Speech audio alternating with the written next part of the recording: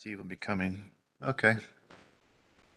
I'd like to call this meeting to order, a meeting of the Committee of the Whole on Wednesday, October 19th at or around 6:30 PM in the Germantown Village Hall Boardroom, and also can be accessed via WebEx.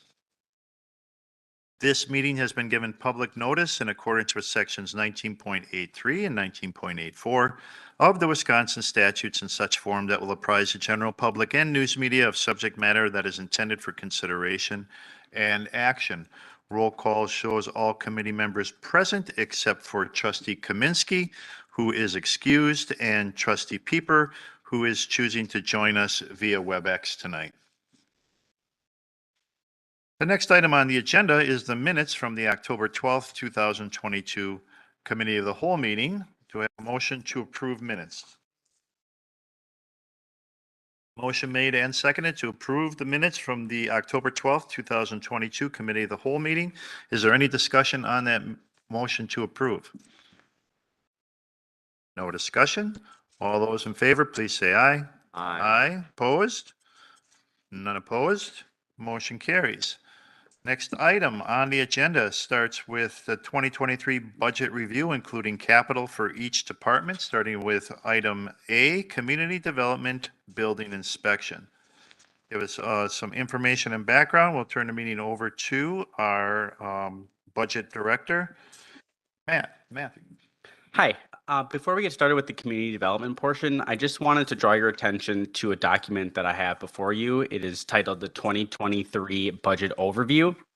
In that overview, it gives a high-level details of the 2023 budget, including the general fund levy, the debt service levy, and the projected tax rates. The 2023 recommended budget, as it sits today, has a general fund levy increase of about 1.98% over the 2022 adopted budget, and a debt service levy of just over $5 million. The total levy will increase about 15%, with an estimated mill rate increase of about 53 cents per thousand. The impact on the average home in Germantown will be about $173. Throughout the budget process, we had several budget priorities. First of all, being controlling the tax burden, which you see with an operating levy increase of just 1.98%. We also continued the investment in infrastructure, maintaining asphalt and road funding, utility infrastructure, and a $40 million project with the DPW building. In addition, the 2023 recommended budget includes a 2% pay adjustment and fully funds the 2021 mechanic and officer, or the 2022 mechanic and officer from last year. And if there are no questions regarding that, I'll continue on with the community development portion. Any questions? Trustee Jan Miller. Which officer? A patrol officer for the police department. Thank you. Trustee Baum. I turn the page over and there's a discussion on the back about the school levy, the municipal levy, the county levy, and the MATC levy. Can you discuss those two and the implications of those? Yes. So the average tax bill for a citizen of Germantown is broken up by 4 taxing jurisdictions, the largest being the school, which makes up approximately 52% of your tax bill, followed by Germantown at 30%, the county at 12%, and MATC at about 6%. The school projected tax levy is about $9.79 per thousand, municipal $5.60 per thousand, the county at $2.23 per thousand, and MATC at $1.09 per thousand. Do you have what the rate increase is on that? If the municipal 30% of $5.60 is 53 cents higher, do you know what the others are? So the total is 53 cents higher. The breakdown between the different taxing jurisdictions is there for the Germantown School District, Washington County, and MATC. It'd be that third column, the difference. Column there. So Germantown, Village of Germantown is up 14% and the others are down? That would be the projected tax rate, yes. None of these governing bodies have adopted their budgets yet, but this is what we are projecting. Okay. All right, thank you.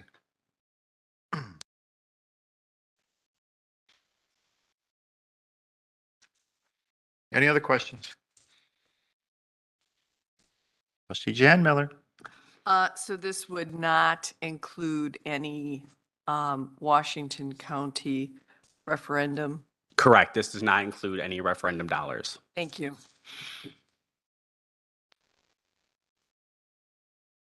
No other questions? Okay. All right, moving on to the community development 2023 recommended budget. The 2023 community development budget for inspection services, which is one part of the community development department, has a projected decrease in development activity. This is mostly due to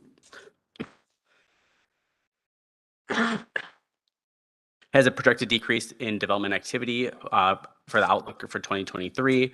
This results in decreased permit revenue for electrical, plumbing, and a variety of other permits. As a result, there is also a decrease on the expense side for the portion of revenues that is paid to Safe Built, who we contract with to do these inspections. In addition, the 2023 recommended budget includes a code enforcement officer, a part-time code enforcement officer, budgeted at $20,000, split between the two departments. And as well, the 2023 recommended budget allocates the associate planner and planning assistant more in the inspection services budget than the community development budget than it did last year, based on the shifting responsibilities of those two individuals. I'd also like to invite our community development director, Jeff Retzloff, up here to answer any questions you may have.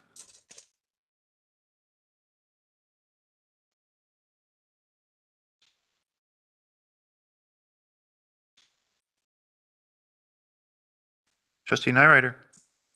Thank you, Mr. President. Jeff, just a couple of questions for you, more so to give us more background. The potential hiring of a code enforcement officer and an economic development program intern, what is driving that, and what is the real need for that at this point in time?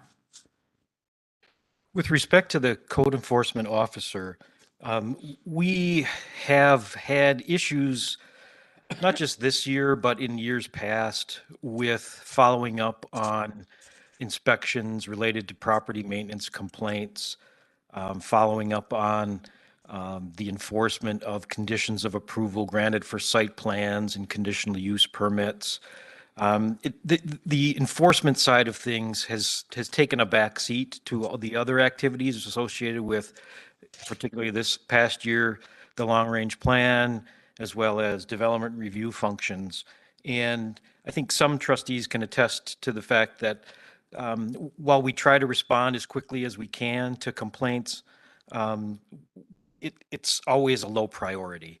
And my desire is to try and get a firmer handle on following up on and enforcing our codes to improve things such as property maintenance complaints and zoning violations and the like, and also to get a better handle on and keep up to date in reviewing and enforcing conditions of approval on site plans. One of the primary ones is we always approve a new site plan for landscaping, and 2-3 years down the road, the landscaping deteriorates. In some cases, the owners don't even pay any attention to the landscaping. In fact, we have a violation right now, for example, the Chinese restaurant down on County Line Road, the Panda Express, for whatever reason, they just pulled out all their landscaping, just pulled it all out around the building, around the perimeter, and replaced it with just mulch. And that triggered a code violation notice. So, and we just need to keep up on top of those things. And I'm not suggesting that we have somebody who's out looking for issues necessarily, but trying to keep up to date and responding to the complaints and other needs that we do have. My thought is that a code enforcement officer is probably not the right term, but we're not looking for a police officer of sorts, but somebody who will do the inspections, go out in the field, write up reports, take photographs, and come back and help with the processing of violation notices and enforcement letters. If push came to shove, which would be the most important of the two? If you were only allowed one, which would be the most important one to have? Well, can I touch on the economic development person? It's plugged into the budget as an intern position. um, with a relatively low salary and part-time hours in effect. And the intention there is to bring somebody on board to help with implementation activities associated with the 2050 plan and also fill some needs currently with regard to economic development in the village of Germantown. One thing we'd like to do is provide a better staff support to the Economic Development Committee. We'd also like to have somebody on board who is focused in on research and grant writing that will help us bring in some revenue to achieve some of our goals. Looking for somebody to spend more time being a liaison with existing businesses, with dealing with employee retention, business retention and attraction sort of issues. And also look into and make recommendations on alternative financing and funding strategies for economic development opportunities in the village. Something that we've, between Steve and myself, have tried to do to a degree, but we realistically, like other communities of our size, we need to start taking a more proactive approach to economic development because of, whether you agree with it or not, our system that allows us to increase tax dollars as a function of new growth and development. We need new growth and development in order to keep pace with our needs elsewhere in the village. To answer your question, if I were to choose between one or the other, I would prefer to go with the economic development specialist, the intern position, if given a choice. Thank you. But frankly, I'll admit, what I asked for originally was a full-time position for the economic development person. And I regretfully negotiated downward. Duly noted. Trustee Hudson. So just a couple comments on both functions actually, and I will be the first to admit that I don't know your business, so I'm a neophyte. So that position that you described is personally, I don't think one for an intern. If you're talking about a liaison into businesses and you're talking about a grant writer, to give that to a position that is going to turn over every X period of time, I would caution against that. Is this structured as a true internship, or are we just throwing that word around? I guess I would say, Stephen, you can jump in. It's more of a throwing the word around necessarily. I think what we're trying to do is establish a relationship with a local university and try and get somebody who's in a program now, who has an interest, who could take on some duties, and depending on how they do when they get out of school, we'd be in a position to possibly offer something more than that, assuming we have something bigger than that. Now I understand where you're going with that. Okay, so it's basically an extended job interview. I get it. Yeah. I understand. That's okay. And just if I could add a little bit, I do teach a couple of classes at UWM, it's offered through their Masters of Public Administration and their Masters of Urban Planning program. And I've done this in other positions I've had where, I see the students coming in, their first semester, a lot of them will take my class. And it's a good opportunity to kind of see who's, I'm good. I got it. Thank you. And then second part of the question is the code enforcement officer. Is it realistic to think that in this job environment, you're going to find a stable person that is going to work those hours at part-time? Is this a realistic endeavor or no? To be honest with you, I don't know. I think it might be a reach, but there may be somebody out there who's looking for some part-time hours, maybe an officer retired, maybe a former building official, building inspector who may be retired. In your mind, how many hours per week and how much are we paying? Well, we've budgeted $18 an hour. No, I'm sorry, $25 an hour up to 800 hours for the year. So that's about a third time, less than half time. Okay. And I assume that's not a benefit eligible position. No. Okay. Thank you. Trustee Chan Miller. Hi, Jeff. A couple of questions. For my information, could you explain what Safe Built is doing for the Village of Germantown right now? What are what are they encompassing? What jobs do they actually have? Okay, in summary, they permit intake for construction, electrical, plumbing, HVAC, erosion control, all building, quote unquote, building permits related to new construction and development in the village. They intake permits. They also provide a plan review service for commercial and industrial projects. Otherwise, those entities can go to the state DSPS for plan review.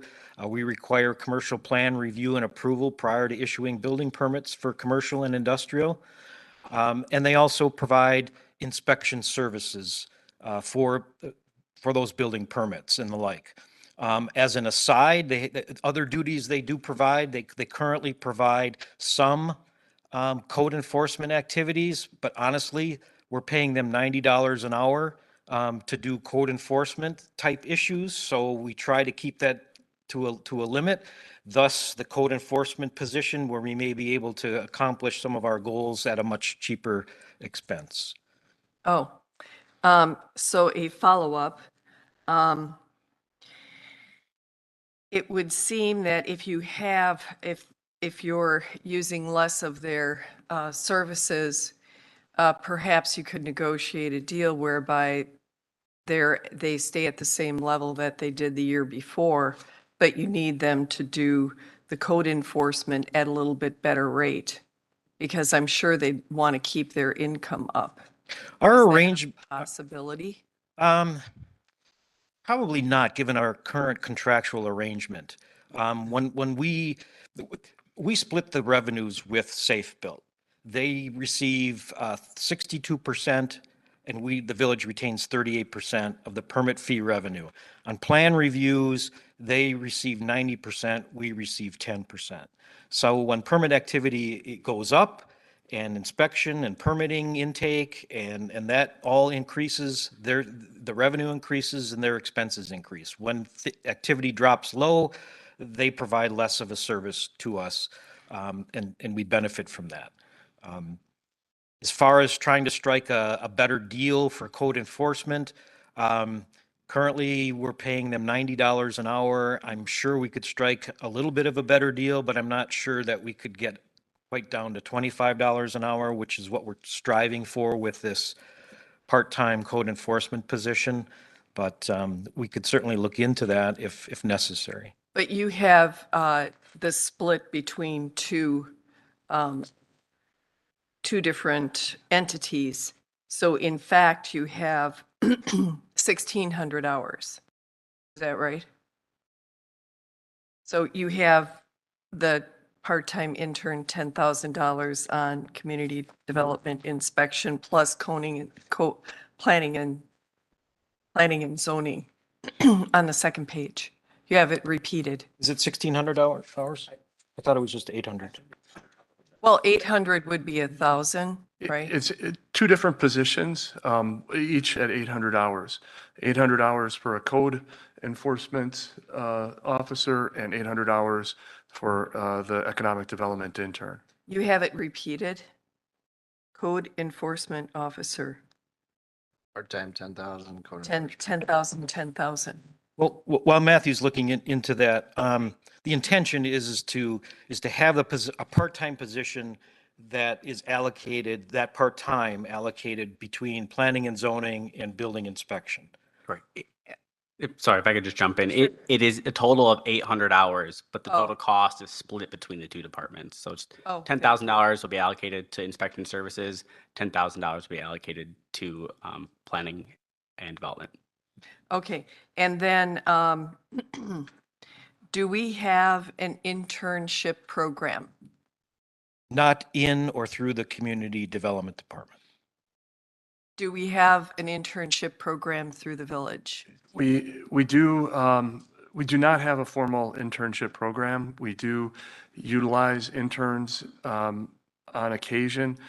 The engineering department has historically hired summer interns.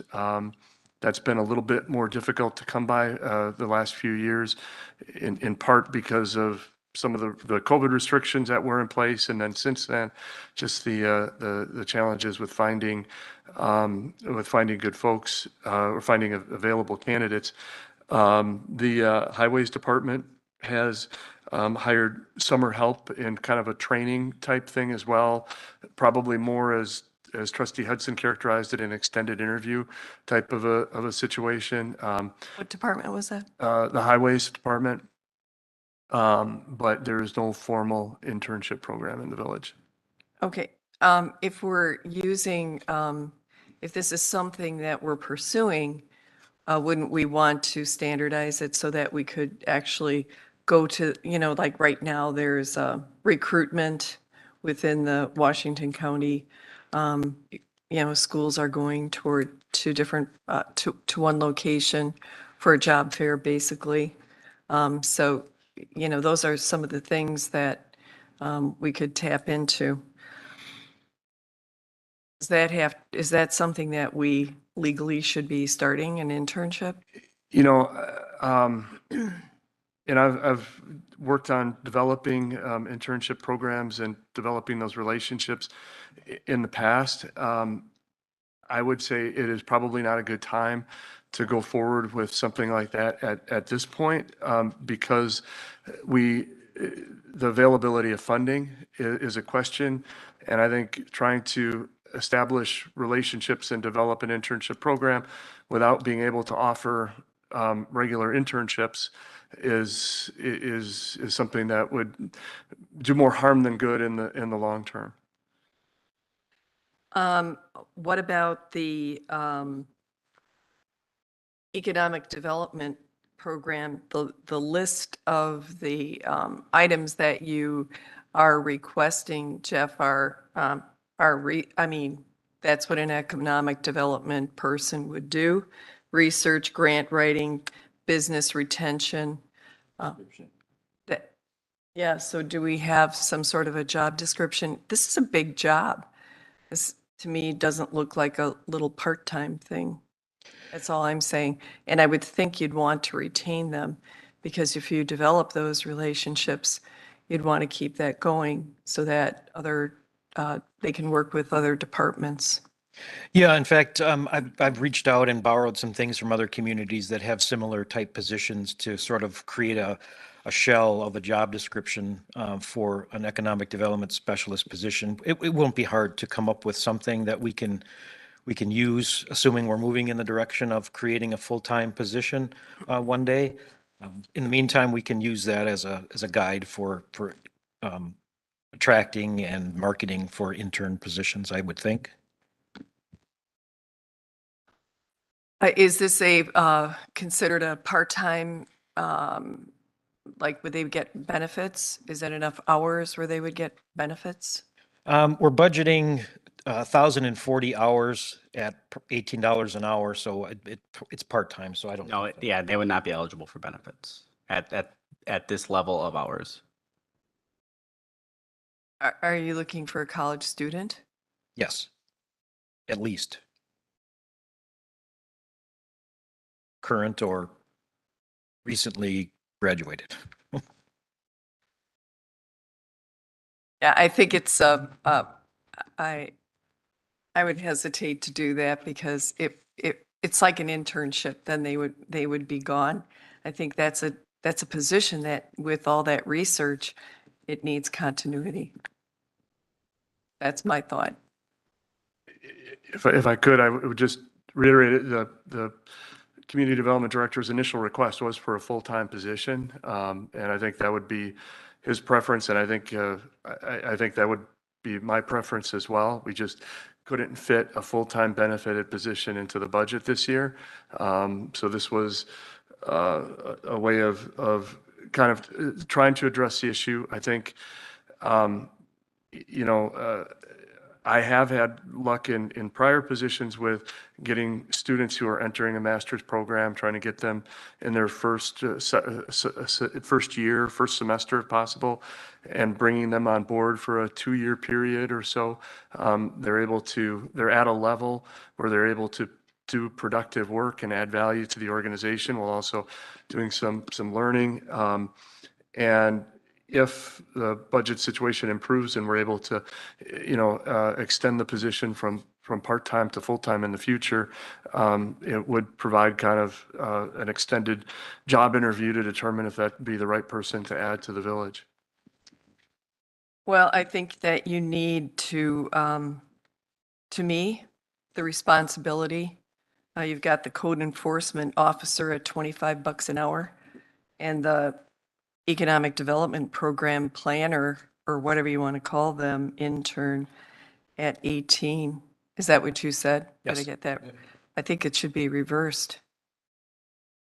I mean, code enforcer, you could have somebody all summer long, right? How much what is the return on the investment? How much are we leaving on the doorstep by not enforcing, getting these dues or charges against people that are not fulfilling their permits? I know that the hope was that we would recover some citation revenue to help offset the enforcement position. My expectation wasn't that it was going to be too great, knowing what share we get out of a given citation that we issue that goes to municipal court. But my expectation is that we probably wouldn't be taking a lot of things to court where we would be generating a little bit of revenue. My attempt always is to try and take care of it before it goes into a court, because once it goes into the citation cycle and the municipal court, it takes forever to get out of it, only to come up with decisions a year and a half later that, say you got to fix it or cut the grass or do this or that. If we can intervene and try and get it taken care of at a staff level, that's the best approach. But there's no payoff. There's no additional revenue. It's just we're taking care of enforcing our codes and hopefully cleaning up the neighborhood, so to speak. Well, I wouldn't, I feel like this is something that probably is needed on this code enforcement. But I would use the talent that you already have built in. If you're paying it, if you don't have an actual dollar amount that you're losing every year by not enforcing permits and so forth, then perhaps the part-time, whatever it is, $10,000, have Safe Built do it. You don't have to worry about retention. That's just my thought. And I Understood. think, and I agree with you in your first plan, have an economic development person full-time. And perhaps there'll be something in the budget surplus. I don't know. Well, you could just make it full-time right now. I would be happy with that. That a motion? So What would you, what do you need? about 80,000. Yeah. Yeah, I think that's unrealistic. Put at a this hold on that and see what happens in surplus. Surplus may not be a good area to fund a position because it would only fund it for the year that the surplus is available, which would be the next year. And then you would have to find it out of your general fund budget for the following year, much like we're doing with the mechanic and the police officer this year, which you can see the impact of that and how it's kind of handcuffing us and eliminating our ability to do other items that are being requested, like community development or economic development. So based on this discussion that you've had with the community development director, is your position that you are against both of these part-time positions based on their cost or not their ineffectiveness of what you stated it would be? I believe that we haven't shown the need for it by showing data. I like data. If we're not going to be able to recoup $30,000 in a year, why are we spending $10,000 on a part-time person? That's my adage. What's the difference of what we pay out from the person that's doing it now versus the 10,000 that we would pay? How much do you think that, that service we're paying them towards these types of initiatives? Well, like I mentioned, we're trying to limit the amount of things that we ask Safe Built to enforce on the code enforcement side because of the $90 an hour rate. On average, it's been about, I'd say, five hours a month, which is very low. But that's because we're not having them go and follow up on site plan approval conditions. We're not having them look into most of the noxious weed and property maintenance issues. They're strictly more building related code violations, or a violation on a property that has a permit that's open. So you're roughly at about $4,800 for those limited amounts of time you're asking to do it. It's twofold. I mean, you could look at it, and I understand why you're doing that for the $90 an hour. And it's really not the reason we hired them. It was more for inspection services and permits. But what it also, what this village doesn't have, and in most cases, those that require permits or pull permits or that are building, 92 to 95% of them follow everything they're supposed to follow. They're doing everything they're supposed to do. And then you have the 5% that feel they can do whatever they want to do. So it's that 5% that you're really kind of looking for, and trying to rein them back into following our zoning codes, our ordinances for building and so on and so forth. If you have nothing to go check on them with, you have no teeth. There's no teeth in the ordinance. There's no teeth in the zoning. It's just, well, we hope you follow these. And if you don't, well, we're not going to know about it unless your neighbor calls on you. I mean, that's really what it comes down to. In most cases, someone built a shed, 7 feet off the side yard rather than the 15 feet that they're supposed to. Neighbors aren't getting along. Jeff gets a phone call. He goes out there and says to him, you know what? You're only 7 feet off. You should be 15. And then that starts that process. But, the long and short of it is that shed's in. And so is the foundation that it's on, or the cement that they poured to put it on there. And we just come to some sort of agreement. And the resident that just did it on their own, well, they're just like, well, big deal, so what?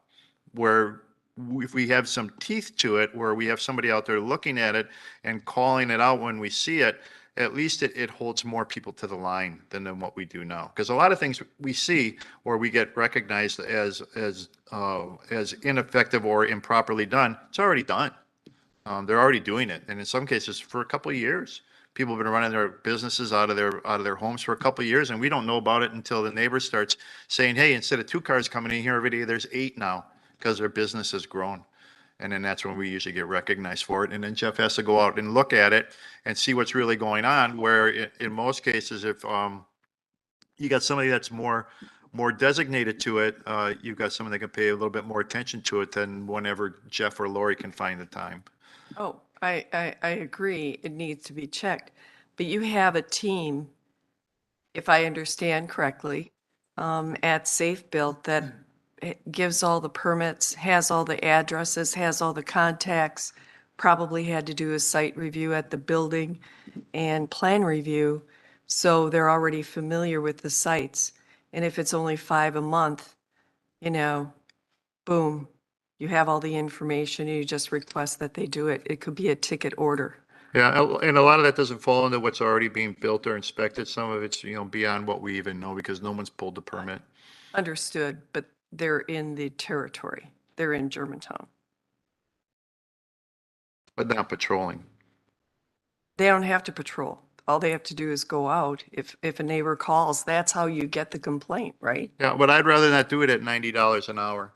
That's the bottom line. That's what we're trying to avoid. If we had somebody at our disposal to do it for less money, we could then send them out more often, and address more problems in a quicker manner. But from the discussion and questioning that I get from your occurrence with the community development director, you're not in favor of either position. Not unless you can make community development full-time. I think it's something that needs to be done. But I think that, I don't think you're going to get somebody super interested at, what would that be? $25 an hour or something? I don't know what it's still part-time, non-insured, looking at an intern. If you're using an intern out of college, there's no guarantee that they're going to stay in the area. We've found before. I used it in my industry as well. I like internship programs, but we don't have a program established, and that's why probably people aren't seeking us out. It's just another point. Okay, so then you would be against both positions? Yes, Okay, that's what I wanted. bottom line. Thank you. Trustee Baum? Director Retchloff, how much do we spend on our third-party administrator, our third-party people? Safe built? Yeah. Well, last year, looking at the budget sheets, I'm on a village board meeting. You guys need to brush and floss and get in bed, but in that bathroom because I'm on a meeting. Jolene, you're on the, Join, you're on speaker. I'm sorry. I'm trying to get my kids in bed. It's good advice for us all, Jan. Yes, we thank you. I'm sorry, guys. Hopefully you got a got good me laugh sitting out of in that. I promise to brush my teeth. Thank you. Don't forget to floss too, Jan. But I'm not going in there to wipe.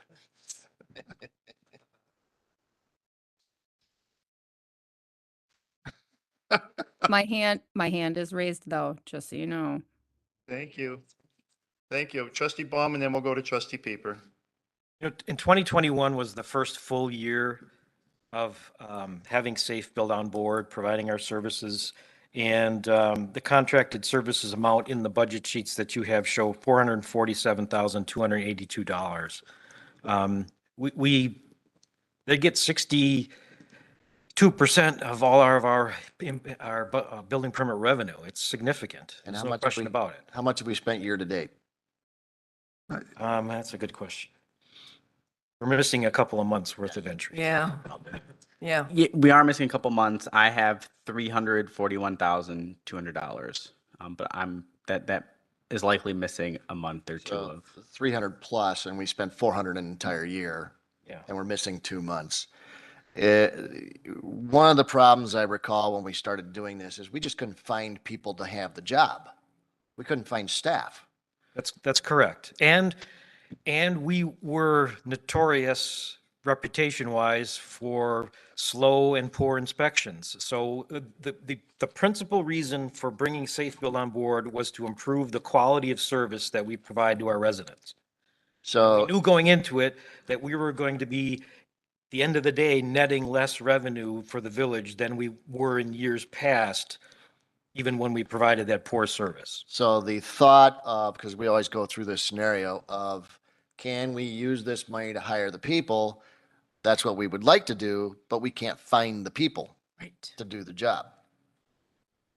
Yes, and in the last couple of years, I asked this. In fact, I asked this of Dave Hendricks, the operations manager for Safe Built, just the other day when we met, talking about people entering into the profession. Yeah. And he said that things are still very bad. Yep. And that there's no positive outlook, on the horizon for creating a program to bring people on board unless we wanted to start something like that. And I don't know how we do that in combination with having a contracted service. Okay, and have you had any discussions about or with DSPS recently? No, Department of Safety and Professional Services. They are the state agency that oversees plan review. My discussion this week was that legislation is trying to revamp DSPS, overhaul them again because their services are so bad, which would push more effort towards safe build. So instead of using safe build less going forward, I believe we'll be using them more going forward, and their prices are going to go up because the state is not going to be doing much of these services because of the revamping that's coming down. And there's two things to keep in mind. One, there's the plan review function that Safe Built provides, that DSPS provides. We've offered that as an alternative to DSPS and their long, lengthy periods for review. Our process through Safe Built mirrors the state DSPS system in terms of fees, forms, reviews, and everything, with the exception of the total time frame. I've asked for, and I hopefully will get soon, an audit results from Safe Built over their plan review function. But we started it back in the first quarter of 2021. And as I pointed out earlier, we only get 10% of the plan review revenue. Safe Built gets 90%. Right. Before that, we got none of it. We didn't get any percentage because all plan review is done by DSPS, and builders, contractors paid directly to the state, and the village got nothing from that. So we got a little bit out of the plan review function with Safe Built. It's an alternative, but they provide our inspection services, and that's the most important function that DSPS will not do. You are also projecting a downturn in construction for the upcoming year. Yes. In 2022, just as an example, big commercial industrial projects, we had 5. Dickman Building number 3, Capstone Building number 1, Dickman Building number 4, Zilber Building number 5, and Enercon in the old industrial park added on almost 100,000 square feet. So we added in 2022 about 830,000 square feet of commercial industrial space valued at $54.3 million. Looking forward to 2023, what we pretty much know of is Keller, TID number 9 building, Capstone Building number 2, and Zilburn Building number 6. That totals about 860,000 square feet, so almost comparable to this year. If you could include the DPW building, but that revenue is going from one pocket to the other, so let's not count that. But really the downturn principally is in residential. In 2021, we had 80 single-family building permits issued, new single-family homes. This year so far in 2022, only 25. Part of that is due to the stock. We've only had, in terms of a new subdivision stock, fresh lots, if you will, was Renwood last year. Going into 2023, we will have Renwood North with 45 units, 46, and Heritage Park North with an additional 35. So my expectation is that while we'll be down on commercial a little bit, we're going to be a little bit further back up on residential, but we'll still overall be down on our projected permit revenue. Okay, so there's a downward trend for our constituents wanting development in the community overall. Yes, by this time this year, looking at Plan Commission agendas, you pretty much have an idea what applications are coming in and what will be processed before the end of the year. And like I said, the only things that we're looking at right now is the TID 9 Keller building and the Capstone Building number 2. Plus, we don't have this, there's no more space for 300,000 square foot buildings. There's nothing out there, nor are we looking to develop that. I mean, we've pretty much used the space that was designated to it, and now we are with the 2050 plan saying, okay, not outside these boundaries. Yeah. And so there is no other large tracts of land that you could start to look at large building complexes like you've seen within the last year or two. And that's a decision made as part of the 2050 plan and as what we've heard from the residents. So I would expect it to be down some. We have some growth in residential. The community over off of Division and Revere looks pretty well ready.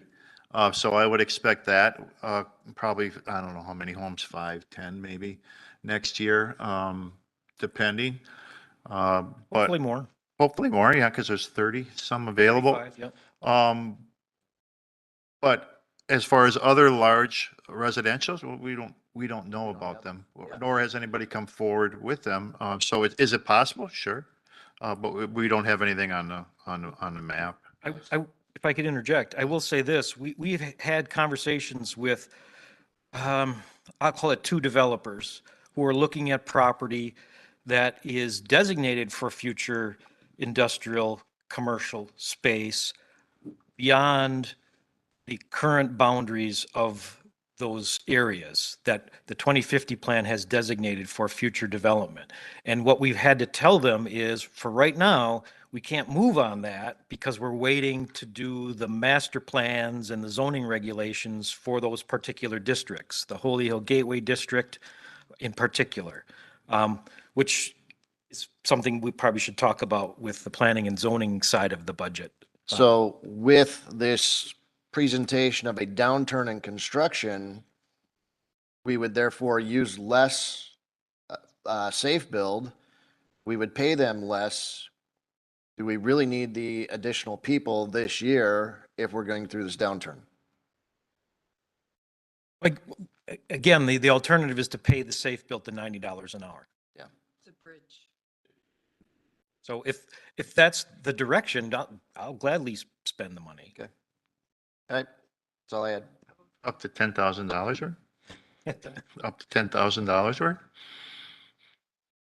You haven't gotten to that point yet, No, but I'm not. because he's been safeguarding it for that reason, knowing that what he's spending and feeling that, letting those types of situations until they really peak out, kind of just go. That would include, weed complaints,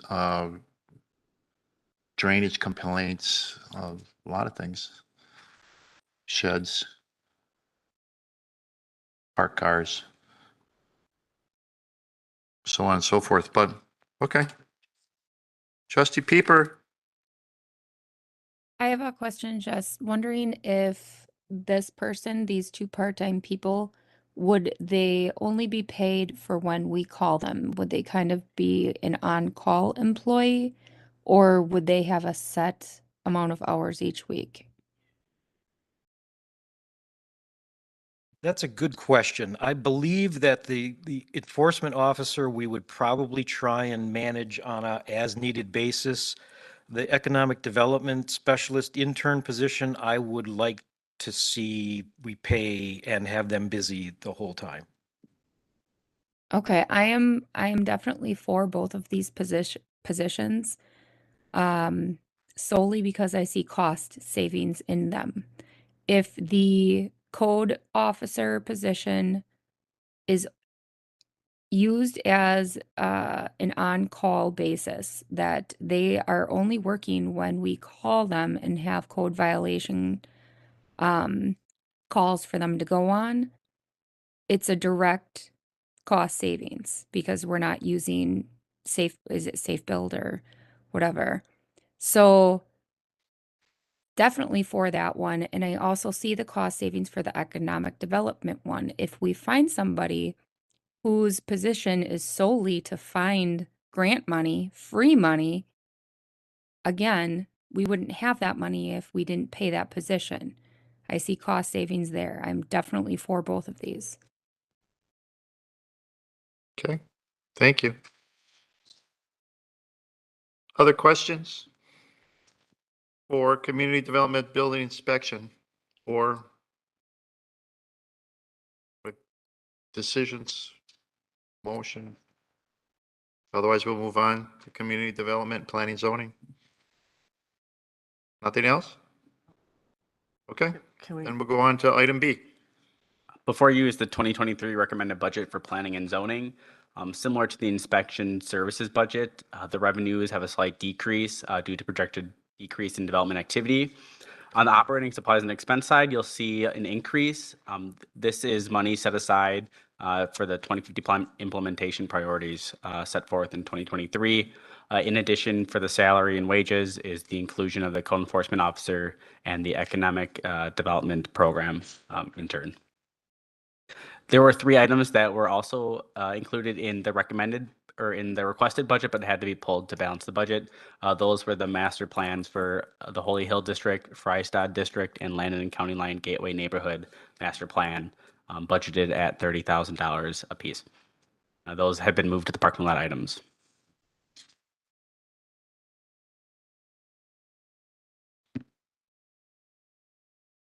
Questions? Comments? Trustee Hudson? $45,000 for 2050 plan implementation. It's a start. I don't like that. Well, first of all, let me say this. For me, it's my highest priority. And I know compared to other departments and other priorities, it probably doesn't fall anywhere in the top 5 or top 10 for that matter, but I've got to make a pitch. We've spent a lot of time putting together the 2050 plan. We've come up with some new policies and implementation functions that are in our plan that we need to get started on. As I mentioned earlier, we have some developers who are looking to start and make plans for particular properties that are in an area that are waiting for us to now do the next step, which is the master plan and zoning code. Yeah, and I know I've said it before, but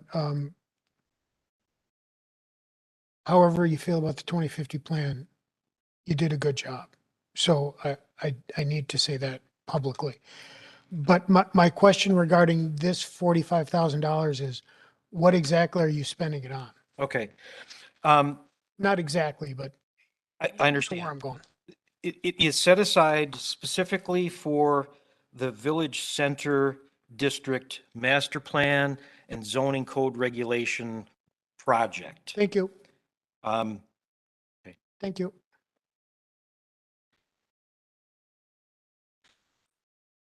Trustee Jan Miller? I understand what you're saying. The 2050 plan really needs some help.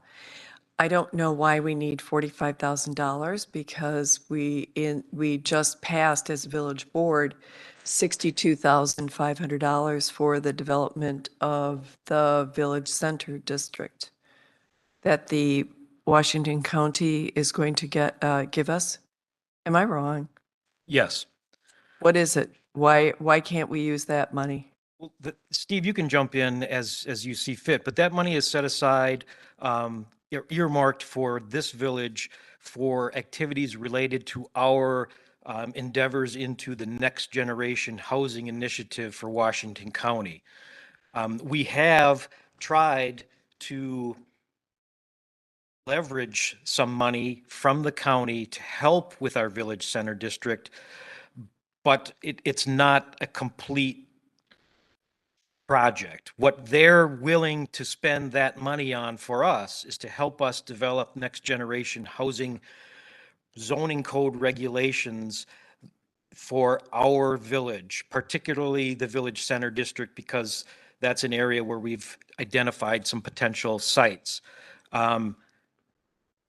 The money that they're allocating is between $16,000 and $20,000 at this point for a specific project that's still being worked out with their consultant Vanderwall and Associates.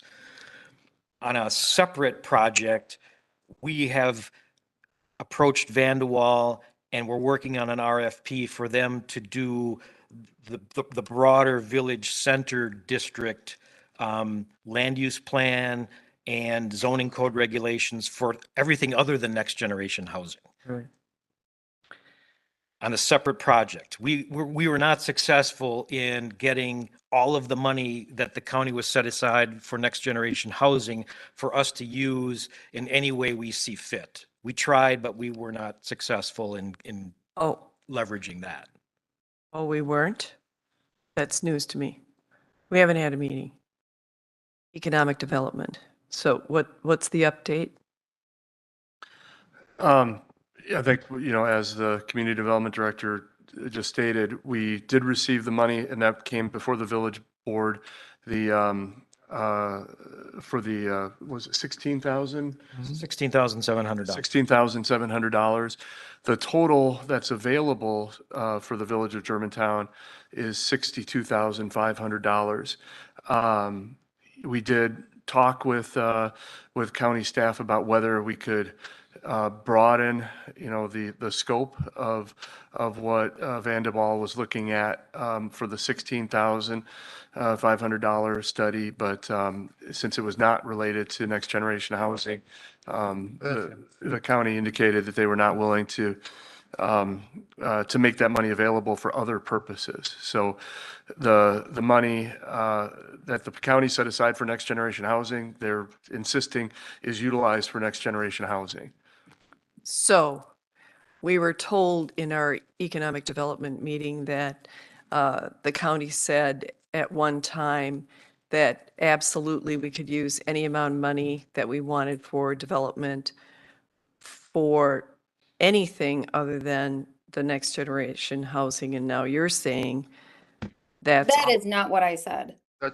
No, I've never heard it stated that way, Trustee And Miller. that is never what I said.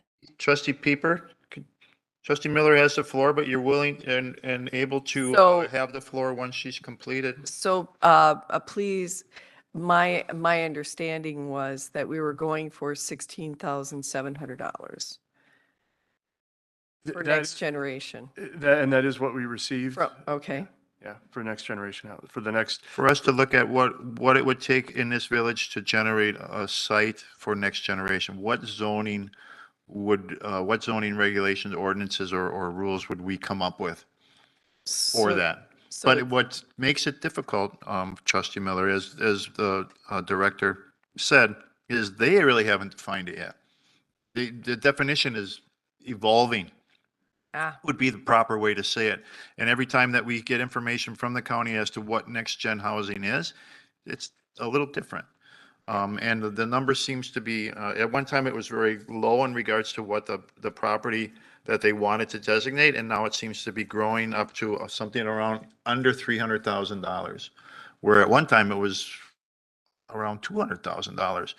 And they were looking at single-family for a while, and now they've kind of changed it a little bit to where maybe a condominium multifamily could be designated for that and fit into that definition. So we're kind of really waiting to see what the final result or the final definition of what they're expecting as next-gen housing to be before, we can move forward. But once we do have monies to look at it, and with that, we can see what properties could or could not fit that description, or write a description to either promote it or not.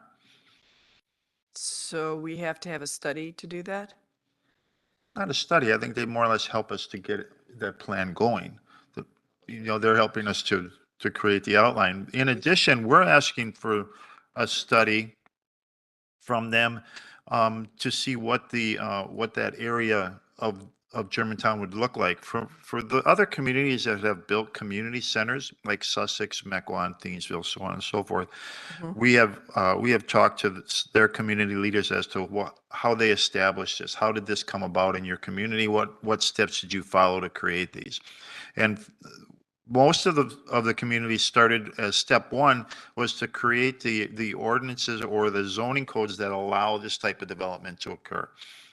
And in this instance, these zoning codes can only be applied to this area, which would be our downtown community area.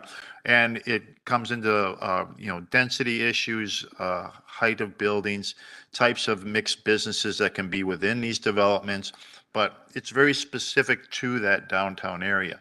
And Van de Waal is familiar with and have worked with these other communities in developing theirs. So we're looking to them to help us develop ours, for our community center. Right. What do we get for $16,700? Not much. Yeah, it's Van de Waal and the county deciding what they can provide to us for $16,000 in terms of the regulations that they feel would foster development of their next generation housing in our community. We're trying to work with them and to spend their money to help us. But at the end of the day, it's not going to give us what we need to completely plan for the Village Center District, which is a very large area that is I think, is our top priority, at least it's mine, in terms of the next step for master planning and developing specific regulations. You know, one of the things that we're up against is back in 2017, the state adopted some restrictions on municipalities, limitations on development regulation. And I know it seems sort of goes without saying, but municipalities are bound to review and approve, not necessarily approve, but at least review development applications under the rules that exist at the time that the application is submitted. So even though we have a plan that lays out what we'd like to see happen over here or over here, if we don't have the specific regulations in place to implement that, if somebody submits an application, we have to review it under the existing rules that exist. So we need to develop those specific rules for each of the districts that we've planned to do as part of the 2050 plan. Our priority, at least mine, and I think the Planning Commission would agree, Village Center District is number 1. The Holy Hill Gateway District is number 2. The Freistadt District is 3, maybe it's 2A and 2B, and the Lannon Road Gateway Neighborhood is number 4. Right now, the only thing that's in the budget is the Village Center District. And our hope is that we can use some of the roughly $15,000 that will be left over out of this year's contractual arrangement to jumpstart that plan this year for the Village Center District and pay for the rest of it with the money that's budgeted next year, and also start on the next priority in our list here of master plan and zoning regulations. There are other things that we need that are coming out of the 2050 plan that we're bound to do. The statutes require us to come up with conservation subdivision regulations, traditional neighborhood development regulations. We were given a waiver back in 2019, 2023. We have to prepare a housing affordability analysis according to the state statutes. That's something that I hope that we can achieve with the balance of the money that's being set aside now under this 2023 budget. So there's a lot of things that are competing priorities within community development and then with everything else that's going on in the village. So I'd like to, to strongly consider the parking lot items and what's already been budgeted going forward, or proposed in the budget going forward. You are currently working on the 2050 plan, and most of those neighborhoods have designations for what type of development that would happen. But what you're saying, it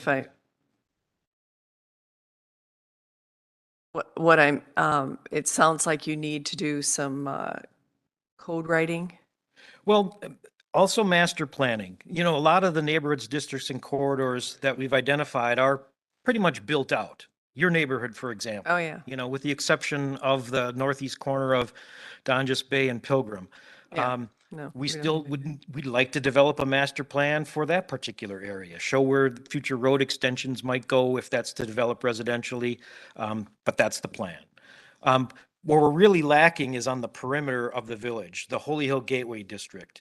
Not only do we have a very vague 2020 plan for that area, but now we're expanding that Holy Hill Gateway boundary outward.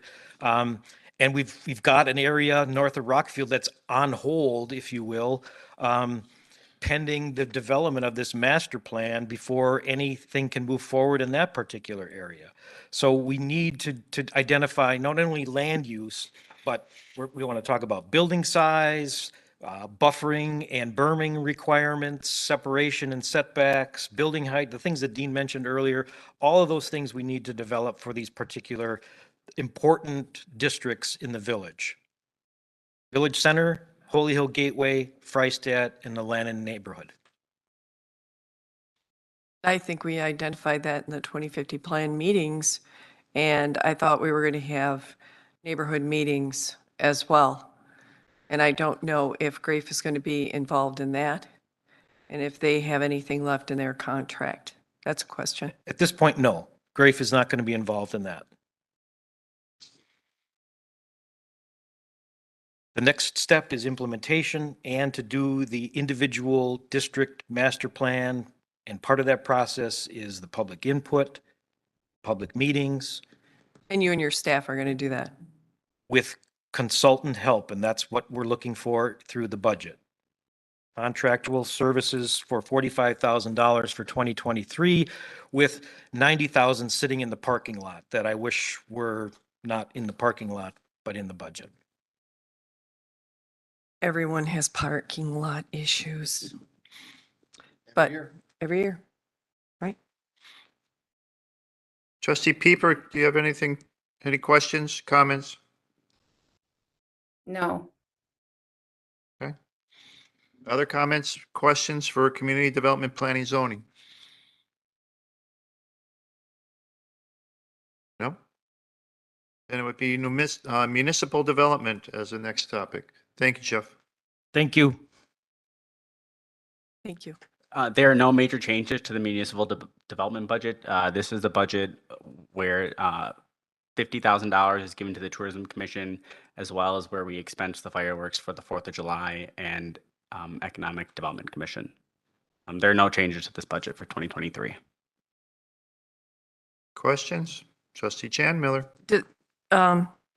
Matt, does this include all the fireworks?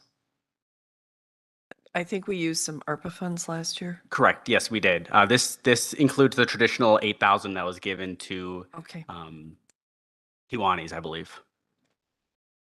As part of their request from the committee. Correct.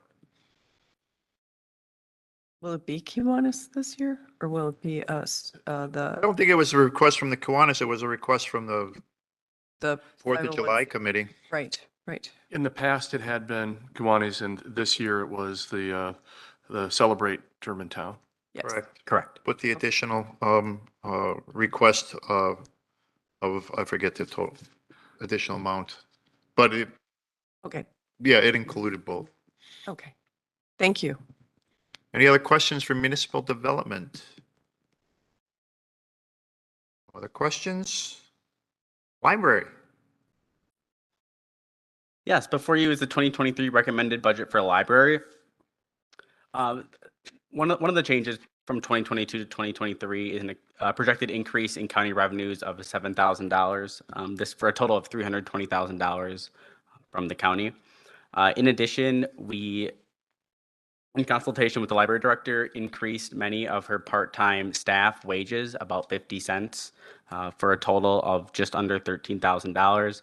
A majority of this, about 7,000 to 8,000, was offset by decreasing operating supplies and expenses.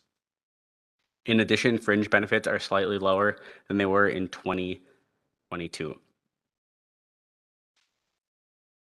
On the capital side, there is $50,000 allocated for the conceptual design of the second floor, with $25,000 coming from the library reserve and the $25,000 village match, which is required. The library match for the $25,000 is due to the Washington County Capital Fund. The library is looking to complete the design work in 2023 for the second floor, so they have several years of fundraising they can do to support that project. That is why it is included in the 2023 recommended budget. Trustee Nyrider. Matthew, when you talk about the 50-cent part-time wage increase, but if I look at the salaries and wages, and I see that category going up 52,000, there's got to be more to that than just 50-cent increases. Yes, so part of that is from the allocation from the 2022 budget being realized in 2023. A portion of that, 13,000, is due to the 50-cent raise. In addition, the library is required through the Washington County to have a certain level of levy support. And late last week, we discovered that we were slightly below that required levy support to avoid the Washington County library tax. So what we did was we increased the part-time salaries and wages about 14,000, which was offset by increased state shared revenue. So that is why you see such a large increase in the part-time wages. It was to meet that minimum required levy to avoid the Washington County library tax.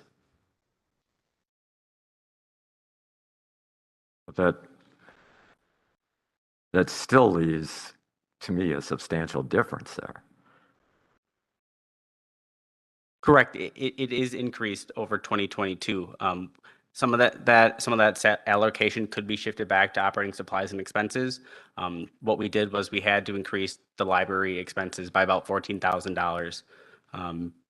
So that's not all true then. So what you're saying is that's not all true salary and wages. It is pretty. Is it or isn't it? I'm confused what I'm hearing here. Yes. So in 2021, the library staff had a roughly $1 increase. Yep. That was, in a sense, quote unquote, unbudgeted, as they had historically been significantly below their actuals. So what we did was we increased their salaries to meet, we increased their salaries in an attempt to retain staff and to come up with their budgeted actuals. Then in 2022, library staff received library part-time staff received vacation. So that gap, which we used to budget the additional $1 increase, got smaller. So in essence, we used this $14,000 to close that gap.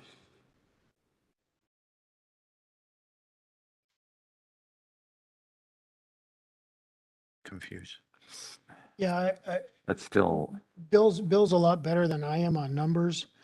And if Bill's confused, I'm completely lost. Is- So looking at this with my simpleton mind, right? So in 2021, we spent $231,000 on part-time salaries, right? That's what these numbers tell me. And in 2023, we're budgeting a $94,000 increase in part-time salaries. Is that, am I misunderstanding these numbers? Again, use little words explaining this, please. That I can do. Talk slowly. Talk slow, small I don't words. have the 2021 budget.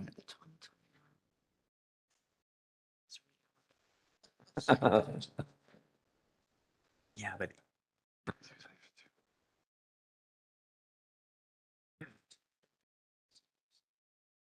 Oh, I see. Okay. Okay. Okay. At least I'm not alone.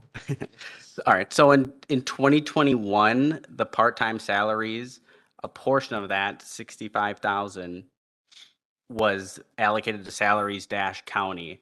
So if you include salaries part-time plus salaries county, it's about 290,000. So, okay, so the salary 2021 number of $230,000 is not the right number. It's added together with the one above. Okay, all right. Consolidated all of the county. Oh, I'm good. So, Okay. so then really, we went down from 21 to 22. Yes. Yes. Yes. Okay, now I think everybody's following you. So now we have an 11% year over year increase from 22 to 23, $31,000. That's what that's what this line says, Mhm. right? Yes. Explain the $31,000 number, I think is the question. Yes. Okay. Thank you. So in 2021, we worked with the library director to give a $1 raise to part-time staff. And instead of including that $1 raise in the budget, we used the historical actuals to assume they had been, I'm gonna back up. We gave a $1 raise in 2021 that was, quote, unbudgeted. Due to, That doesn't matter because we've got the actuals. right, So the actuals tell me that in 2021, for part-time salaries, we spent $295,000. That's what this says, is that, so the $1 raise is in there, right? for towards the tail end of the year. Yeah. Okay, but it's in there. Yep. And then next year, right, we spent $292,000 in part-time salaries. We budgeted. The dollar is in there, right? Because these are actuals, But that's budgeted amount. budgeted. Correct, correct. Okay. So then why are we going up by another $31,000 from 22 to 23? So we gave in 2022, we gave a 50-cent raise, which was valued at $13,000. Okay. And then in addition, in 2022, the part-time staff was given vacation pay.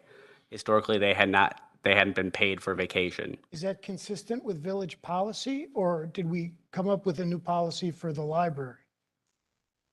That is consistent overall. The change was made to the Village of Germantown handbook. Okay. Part-time employees get the All right, so across our village, Yes, and if at how many hours does that start? 24 hours. And that was made sometime this year, beginning of this year. Yeah, and that, of course, you're gonna have extra costs when you have a benefit away. And that was 14,000? Probably slightly higher. It's probably closer to 20. So you've explained the $31,000. Thank you. Welcome. Trustee Jan Miller.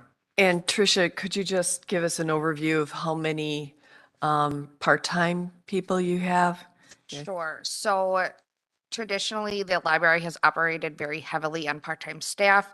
Again, cost savings that if we don't have to pay for health benefits, and we were also doing vacation and sick leave benefits, that we could operate at a lower budget. So we have 25 staff, 20 of them are part-time.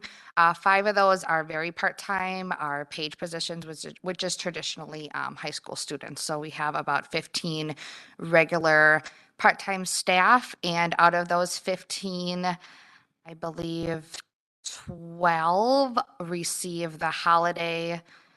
They do not receive health benefits, but starting this year, they've received vacation, sick time, and bereavement leave pay.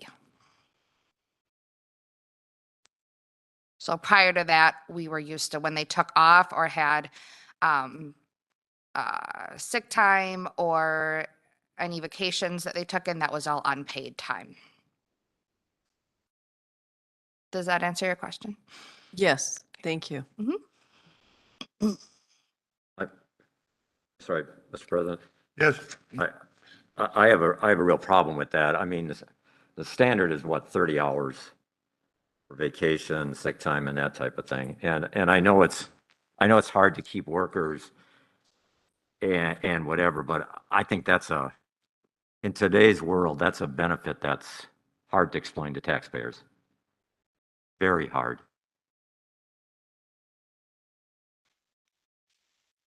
That's not the real world.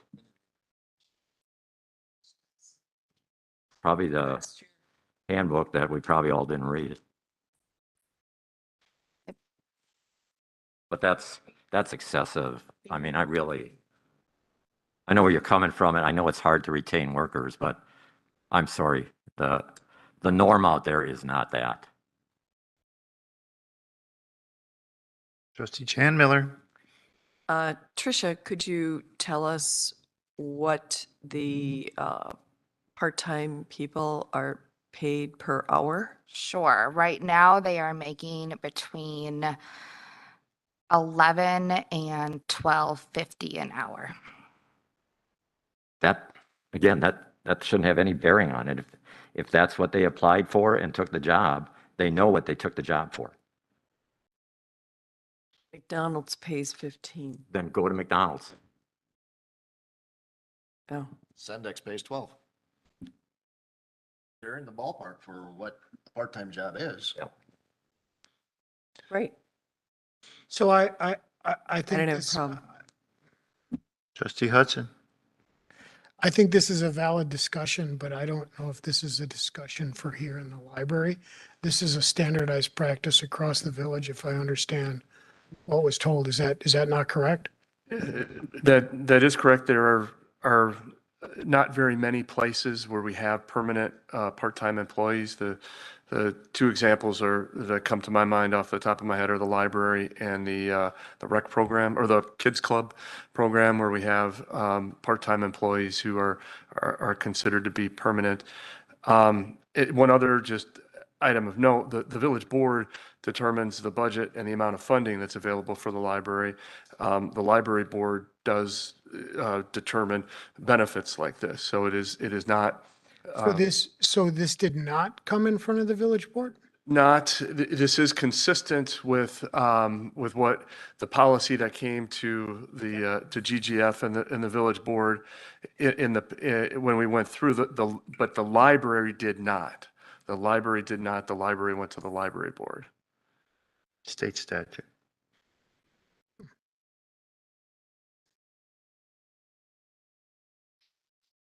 And we contribute in their budget.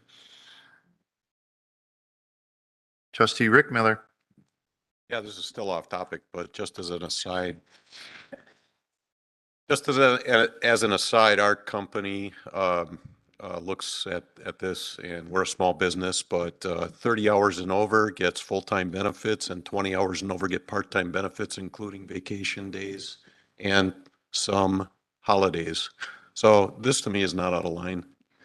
This is pretty standard practice out there with some of the HR surveys that we've had.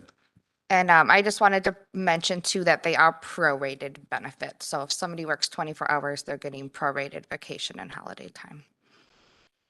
And it is fairly consistent with libraries in the area. Trustee Baum. Looking to change the topic. What is the status of this library edition? Is it on our schedule anywhere? What's the time frame of this? Second floor, Yeah. building out the second floor. It is in the long-term capital plan. The 5-year plan includes the police department first. As we're getting near we're getting to the construction phase of the Public Works Department. The Public Works building, I've been working with the Director of Public Works to begin the next level of planning for the police building, going out for an RFP for design services for the police building. We're hoping to have that RFP out by the end of the year. And then begin that process. The library would follow afterwards, according to the capital plan. I think there are several reasons why that makes sense. Number one, for funding purposes. Number two, if there is a second floor added to the library, they'll probably need to relocate operations temporarily, and that could be to the old library, which is now being used by the police department when they're into their new building. So I think from a sequencing perspective, that makes some sense. Doing a conceptual design in 2023, I think fits the timeline of the capital plan, and particularly because I think the hope is to do a lot of outside fundraising for the library expansion, and having drawings, having a conceptual plan, having a solid number of what the library expansion would cost would assist in the fundraising process. So I think that looking at the timing of when the library expansion could possibly occur, doing a conceptual design in 2023 probably makes sense. What year are we looking to do this work in? Let me, the structural work would not start, I believe, until 2025 at the earliest. Same time that the police department is scheduled to go? The police department, let me back that up. So the Public Works, I got to get my years straight here. It's 2022 now, right?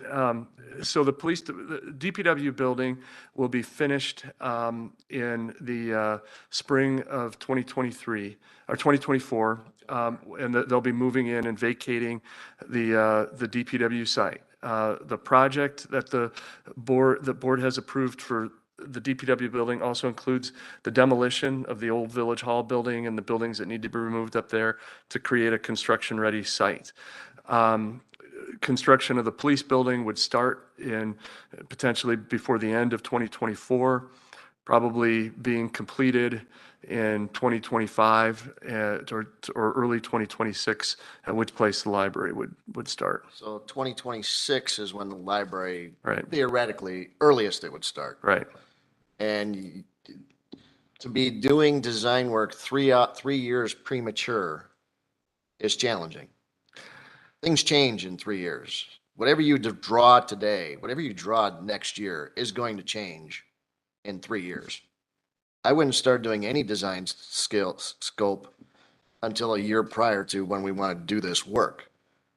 So I think it's a waste of money to be doing anything conceptual to a significant degree. If you want to go have somebody throw together some pretty stuff for a minimal price to do some fundraising, that's one thing.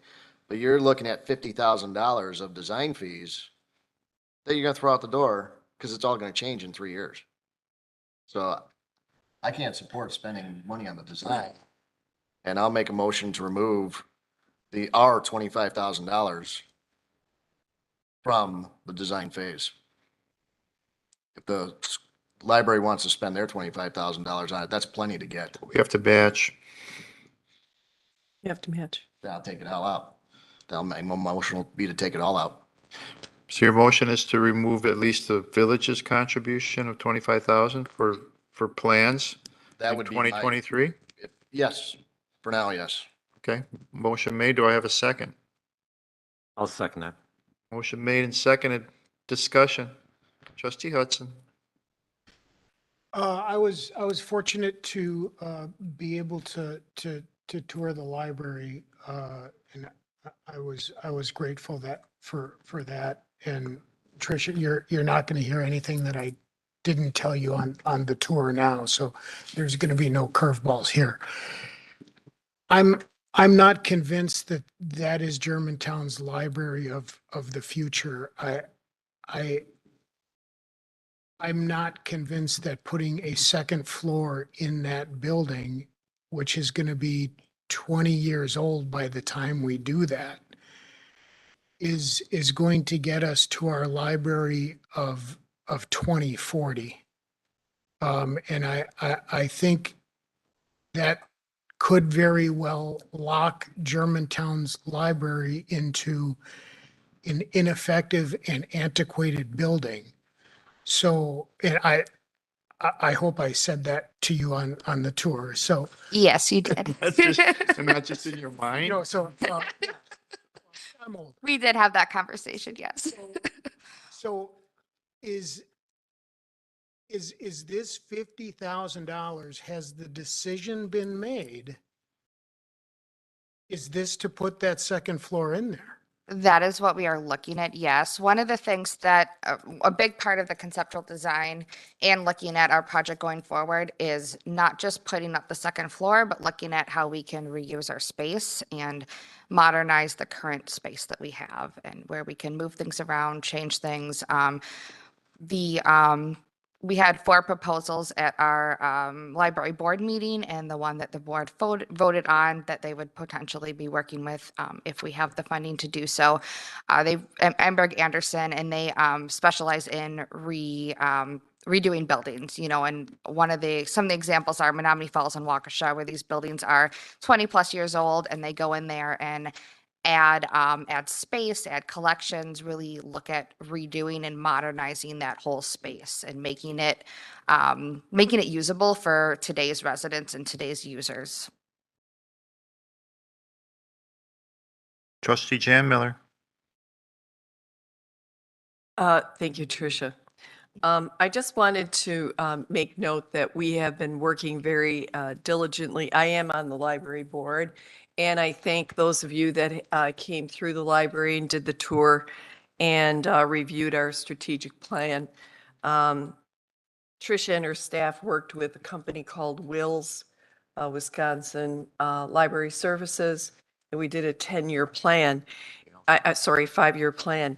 And we believe that since we're busting at the seams, the latest here's an example. The latest office that we put in was a transformed closet to add our new Kara, who is our Outreach specialist. outreach specialist. So we are growing, and the library is offering a lot of different programs. And our strategy is to give those types of services to our community. One of the biggest things that problems that we have right now is we're using half of the community building, half of the community room to store things and utilize it as storage rather than another community space that we can actually rent out. The other big issue is noise.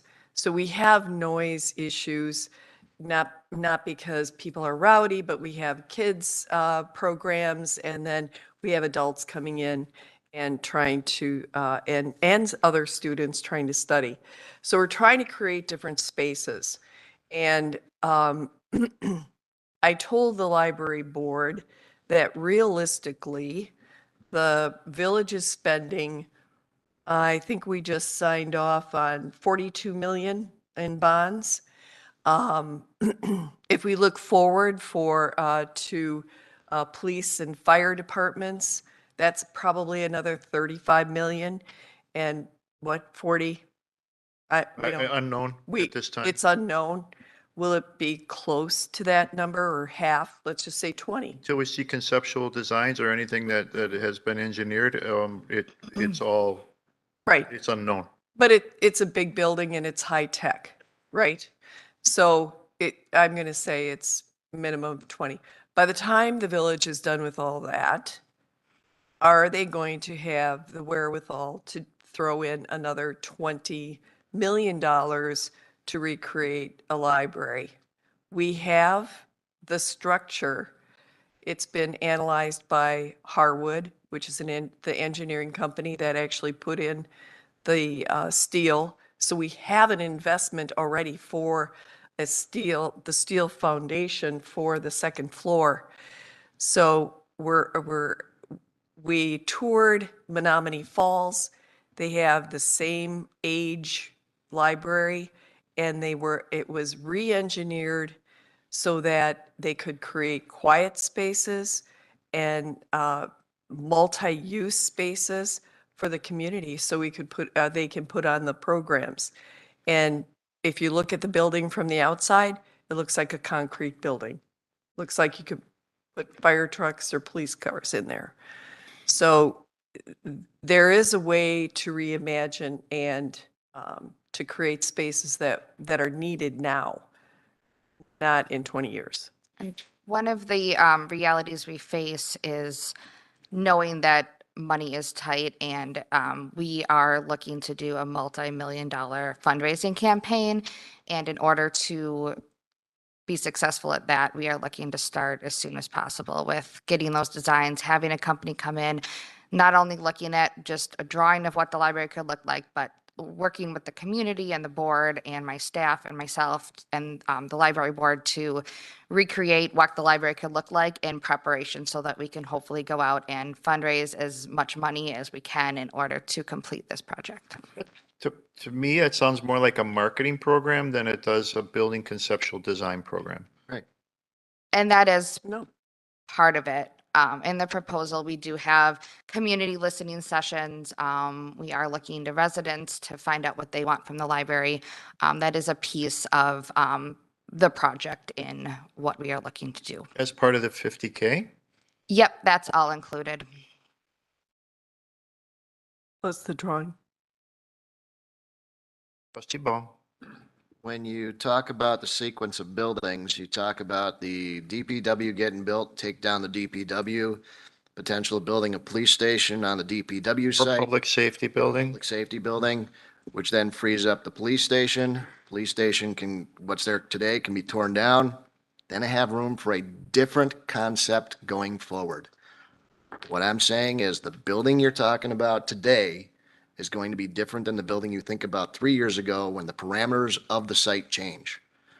I don't want to spend any money going down a road that most likely is going to change in 3 years. So let's put this off a couple of years. If you want to do a plan, get some pretty drawings, you can do it for a lot less than $50,000. You can get some architects to do it for free. They will turn some stuff out. No, don't look to me. I don't do libraries. Do you know any? You got to have relationships with people. As I saw, because several of these companies did reach out to me, there are visual imagery out there from these companies already. We don't need specifics of what we're going to do. Here's what it could look like is close enough for starting a fundraising campaign. I don't need exact images of this building because we really don't know what it's going to be in 3 years. We don't know what the future of a library is. So I can't support spending 50 grand on it. But if you want to spend your money, I'm fine with that, but I don't want to spend village money. Okay. Further discussion on the motion. Trustee Jan Miller. I can understand where you're coming from, but we have done a lot of research and we are going to be doing fundraising. You can't start fundraising too early. It's going to be a 2-year process, Use the David. stuff you have. Use the images that It you have. doesn't even, the outside doesn't even look like not- the village You're doing of interior Germantown. Remodeling. You're not remodeling the exterior. Let her speak, David. Trustee Miller. Thank you. I have the floor.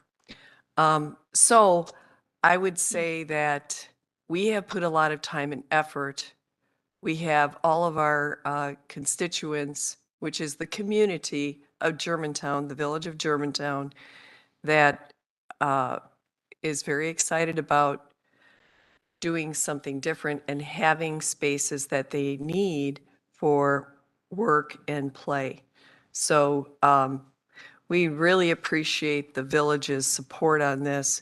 You're not supporting all of it. We have skin in the game, and we believe it's going to take at least 2 years to get anywhere near where we want to our funding goal. So we believe that the hiring an architect that's going to be able to work with us to design a plan that is going to be able to fit the outside, but you have to have some outside images for the inside. And that's what we're asking. We're asking for the village for 25,000. We're asking for, and then we are, the library, we're putting up 25,000. So there's equal share. Thanks. Further discussion. Does Trustee Pieper have anything to add? Trustee Pieper, Nope. nothing to add on this? Any further discussion? The only comments that I would make is I understand Trustee Hudson's concern on what is a library 20, 30 years from now, because I don't know what it is, and I'm not saying it's not a need or it won't be a necessity, but I don't think it'll look like we have today. I think it'll be dramatically different in not only its concept, in its ability to provide information and its use. So that's where I struggle a little bit with library and when we look at any building program, much like we are with the Department of Public Works building, that building that they are currently in was probably built in the 60s. And some added additional buildings in the 70s. So that those two buildings have probably served this community for over 50, 60 years. So the investment that was made then has served that community for 60 years. I would foresee the next building at least as much in service for 60 years until another building would need to be looked at or entertained as a possible revamp. Same thing with the police department. We've been talking about a police department since I've been on the board. That's been 15 years. And there's been certain discussions where it's brought up to a certain point, but never advanced. And in all fairness to where public safety needs to be today and some of the additional needs that a police department requires and a fire department, this board has to consider what type of building that is, if it's police only, or if there's a need for public safety building, which in most cases, if you look at other communities, are putting new public safety buildings in, whether it be police or fire, they're combined in most cases. So you're getting not a 2-for-1, but you're getting a little bit more, for that investment. So when the library comes around, it's a question in my mind, and not that I don't support it, because I know there's a strong support within the community. I'm just having trouble right now, and maybe the consultant can bring a view to it, but I don't know what it looks like yet. And I don't know if it's that building, because that building's big, and it's got a lot of concerns in regards to yearly costs, maintenance. The heating and cooling in that building has been a struggle for this village since I've been on this board. The cost that we put in there for heating and cooling is just astronomical. And it, that needs to be addressed in my mind as well. So the time frame that was presented, I think we got a year at least to look at it. And I would pursue putting the 25,000 off at least for a year, because I think I've got other priorities that have been discussed in the previous department. We've got 90,000 parking lot for projects that could happen next year or later next year or into 23 in the community center and the Holy Hill area and the Land and County Line area. I think those master plans are important to work out now, so that we have some peace of mind from the residents that are directly impacted by it, and also provide direction to developers who want to pursue it. And that's where I see money better spent. And I would also vote in favor of David's motion in regards to putting this off for about a year. Further discussion? No further discussion? All those in favor, please say aye. Aye. Aye. Opposed? Okay, opposed, raise your hands. 2. Trustee Pieper? Opposed or voting for in it. favor? I'm in favor. Thank you. I didn't hear, so I just wanted to be clear for the record. All right, motion passes. Additional questions or presentation for the library? Did you have other things that you wanted to add or go through? I did want to mention, oh, sorry. On. Sorry. She was on. No, the light is off. When the light's on, the mic's off. It's opposites. Sustainability at its finest. Oh, thank you. Okay. I just wanted to mention that we are in the process of doing our strategic plan. It does kind of just outline the direction we would like to go in. We don't have any specific year by year points in there. It's a 5-year plan conceptually to get us through and meet our service needs. The plan is set to be approved at our board meeting on Wednesday, and then we will, I will be bringing it back to the village board and presenting on it. So our committee did just want me to hand it out to make everybody aware of what direction we are going in. Okay. Any other questions? Trustee Baum? Where are we at with the HVAC system? Is this an opportune time to talk about cost sharing on that, or should that be put off at another time? Is this Planning to bring that forward at the November 7th board meeting. the November 7th? Because it was part of 3rd. Is it the 3rd? Third. All right, 3rd. I'm sorry, the first Monday of November. All right, so that, I'll wait for them then. Any other questions? It is the 7th. Halloween is the first Monday, I think. That would be So, right yeah. before the election. Oh, my God. It's the day before the election. whatever date that is. I think it's the 3rd. All right, any other questions for library comments? Anything else to add, Matthew? Trish? All right, thank you. Thank you. Library board, There are no major changes to the 2023 recommended budget for the library board. questions or comments? Then we go to item F, impact fees. So the next several slides will be the variety of impact fees we have. For the majority of them, there are no major changes. There are no major changes for the police impact fees 2023. Questions? Sorry. In addition, for the 2023 recommended budget, there are no major changes to the fire impact fees. I did increase the revenue slightly just based on the year-to-date actuals being quite higher than the 2022 budget. So my question would be, knowing that impact fees are for, that people pay today for tomorrow's needs, when is it time for a village to revisit those things?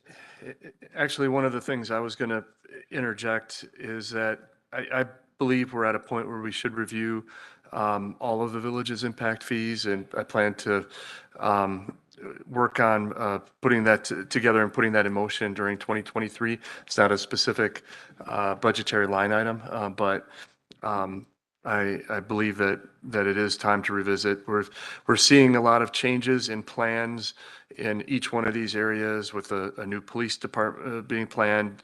You know, fire is expanding and changing, and eventually is going to need a new facility. The library we've talked about, recreation. There are significant plans out there for trails and park expansions, and those should all be looked at again in the near future.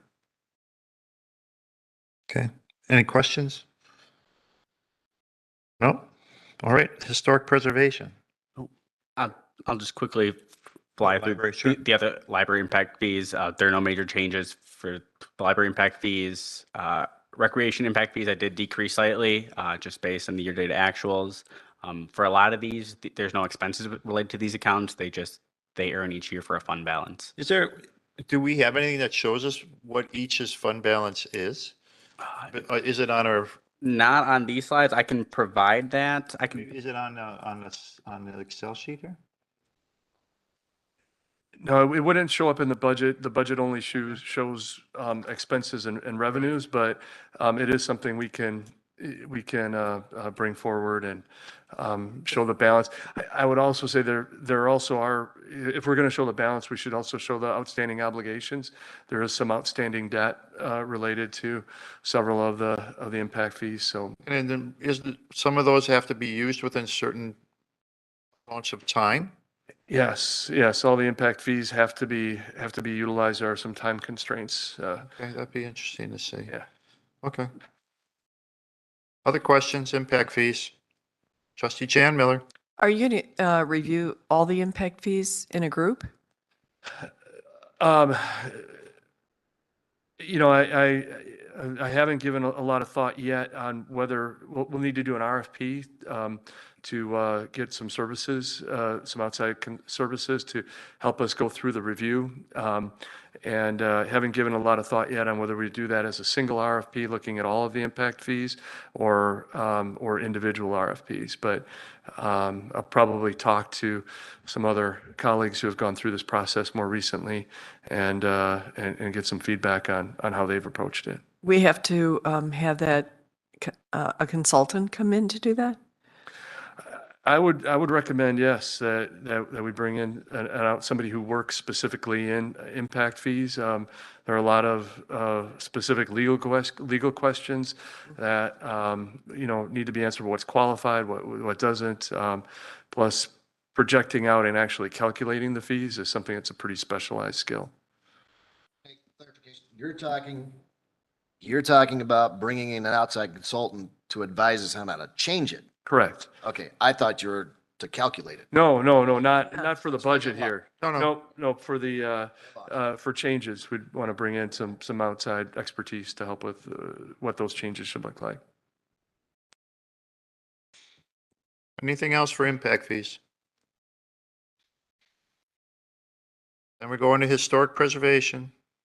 There are no major changes to the 2023 recommended budget. Rick? There are no changes. No, I'll just quickly mention that we had 2 applications taken out for historic preservation. One went all the way through the process and became a historic property, and the other one we're still waiting to get back. There is no room anymore on the wall outside in the lobby, so we will be purchasing some frames to build out another wall in the lobby. So that was really going to be our expense this year. Very nice. Any other questions for historic preservation? We go into debt service. All right, before you is the 2023 recommended budget for debt service. I did include paper copies in front of you as they have changed since the village board meeting on Monday night. The biggest driver for the 2023 debt service budget would be the addition of the DPW building debt service. The total projected debt service is about 2.7 million, with the payment broken down below between the various funds: 12% water, 13% sewer, 10% TID9, leaving 65% for the debt service levy, or about $1.8 million. Again, this levy portion may change depending on the village board funding strategy, but based off the village board meeting last night, this is the most likely debt service payment. Trustee Rick Miller. Yeah, so one of the strategies, I guess, was to use our reserves for the borrowing this year, I'm sorry, in 2023, to approximately 3.5 million. It may not get to that point. Would that, and if we in fact adopt that, then this would reduce that, right, by that amount? No. Or is that already factored in? If we were to fund the 2023 capital projects with reserves, that would not affect the 2023 debt service levy. It would affect the 2024 debt service levy, right. in a sense, would be lower. Right, okay. All right, thank you.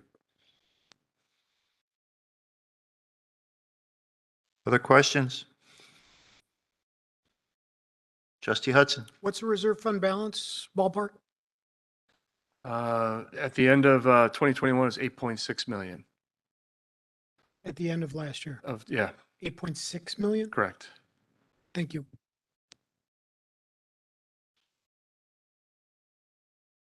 Other questions?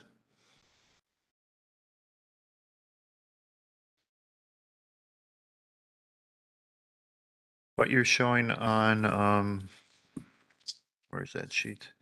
Your budget overview, you've removed the debt level service as part of that overall number? The overall debt service levy includes the DPW building. Right, but when we're looking at total levy amount, do we have that debt service in or out? Or we have the TIF debt service out? That is pulled out. That Right, is pulled okay, out. I got it. Okay. With TID out, I see it, under net new construction. Thank you. No other questions for debt service? All right, then we go to TIDs. For TID number 6, there are no major changes to the 2020 budget. It'll just be the debt service payment.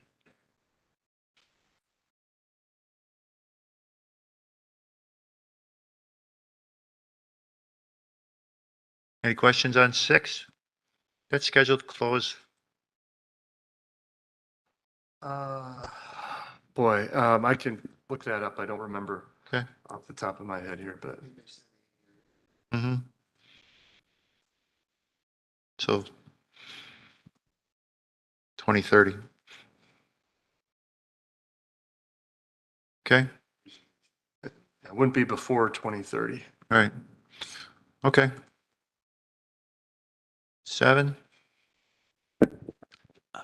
Again, there are no major changes. The biggest payment or the biggest expense will be the debt service payment for number 7.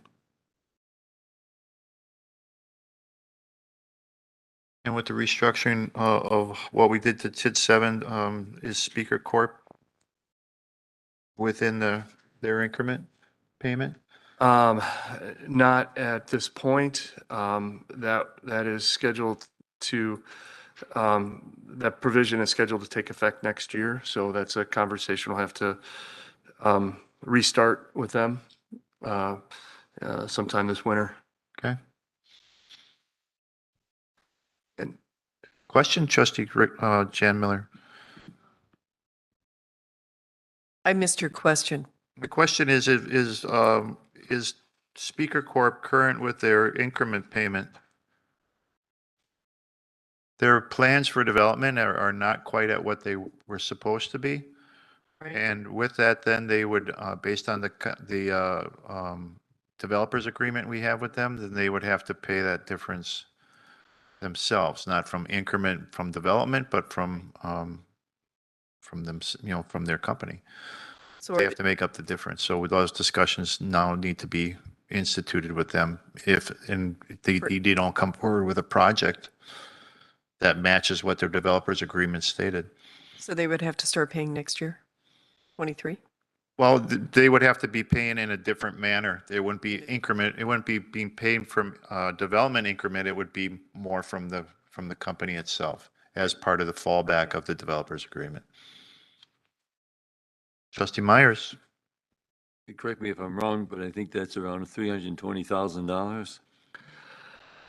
I hesitate to answer. I haven't looked at that in several months, and I don't know. Trustee Baum was right on the closing dates for TID 6. I'm not sure my memory's quite that good. It is something I plan to update the board on after the budget process. I've actually talked with the village attorney a couple of weeks ago about where we are on that, and it is something we'll need to update the village board and start conversations with JW Speaker again and find out what their intentions are.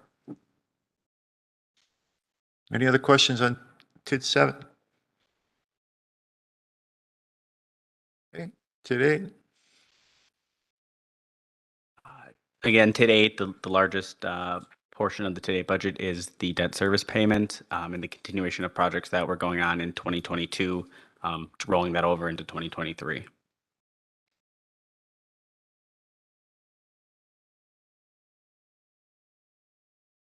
Questions? 9? To 9, like many other TIDs, is for the large portion is the debt service payment and the work going on near the DPW building. The carryover of those funds from 22 to 23.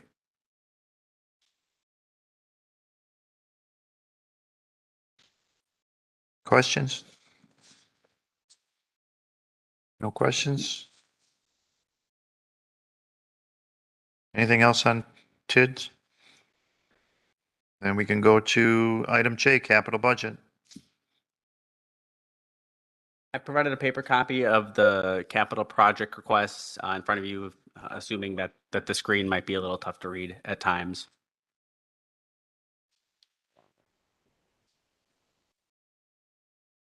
The overall recommended borrowing for 2023 is about $3.4 million in additional borrowing, with rolling over about $41 million, the largest being the $40 million for the DPW building.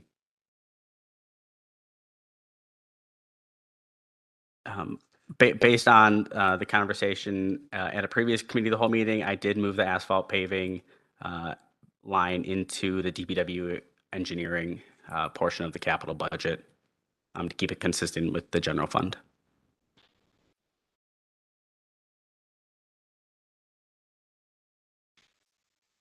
Trustee Ball. Did I hear our borrowing is 5.5%? Would that be consistent with this? I'm not. What's our interest rate for borrowing at this point? Cool. That's yeah, that's well, for tax exempt borrowing. Pardon? For this, borrowing for this. Every year. For I our get regular sold capital program. Our interest rates are so low. We can't not borrow the money. Yeah. What are our interest rates at? Well, you want to guess? Idea. Ballpark? Ballpark, yes. No, big. Well, I mean, just kind of as a general rule of thumb, and I'm just looking up right now to see what the 10-year treasury's closed at. But in general, you can look at the 10-year treasury and add maybe a percentage point, for tax exempt borrowing. That is not my area of expertise, looking at what interest rates are. Today, the US 10-year closed at 4.153. So, At a point, so. yeah, 100 basis points roughly. 5%, Yeah, Maybe 5.5. somewhere in that ballpark. And what I started with. yeah, Okay, Yes. 5.5%, that's good enough for me. So every year I'm sold on borrowing because interest rates are so low. And we've borrowed billions of dollars every year. And I'm gonna have a hard time borrowing $3.5 million now that our interest rates are going up. If I could interject, Trustee Baum, Sure. I do believe the plan, based on the discussion at the village board meeting on Monday, would be to cash finance these. The column does say borrowing as before that decision on Monday. This would have been the intended borrowing, but based on the discussion at the village board, that these would be cash financed with reserves rather than additional borrowing. That would have a negative impact on our bond rating, because what Ellers told us last time we were here is because we have such a full reserve balance, that elevates our rating. No, No? no. What it states is that we are beyond what is required for us at a certain percentage above. And based on our current growth and projected growth, if we would institute a plan where it would take it down significantly over a number of years, I would agree with you. If anything, it may keep us or maybe lower us one step, possibly. But for what we're looking at, what did you say it was 8.6? 8.6. 8.6. So you'd be ending up with a 5.1 if you kept everything on the plan as it stands now. Some of the things that you may want to consider, we have talked of ARPA funds going to asphalt paving, certain amounts. Again, I always want to know, we designate so much money to it, but we always seem to have some reserves carried over from the year before. What can we really get done in a year, realistically? Is it 1.5 million plus whatever we're designating in ARPA and additional monies carried over? Or is it really 1.2 or 1? What is it? We always seem to have capital carryover, especially in our asphalt road paving. Trustee Hudson.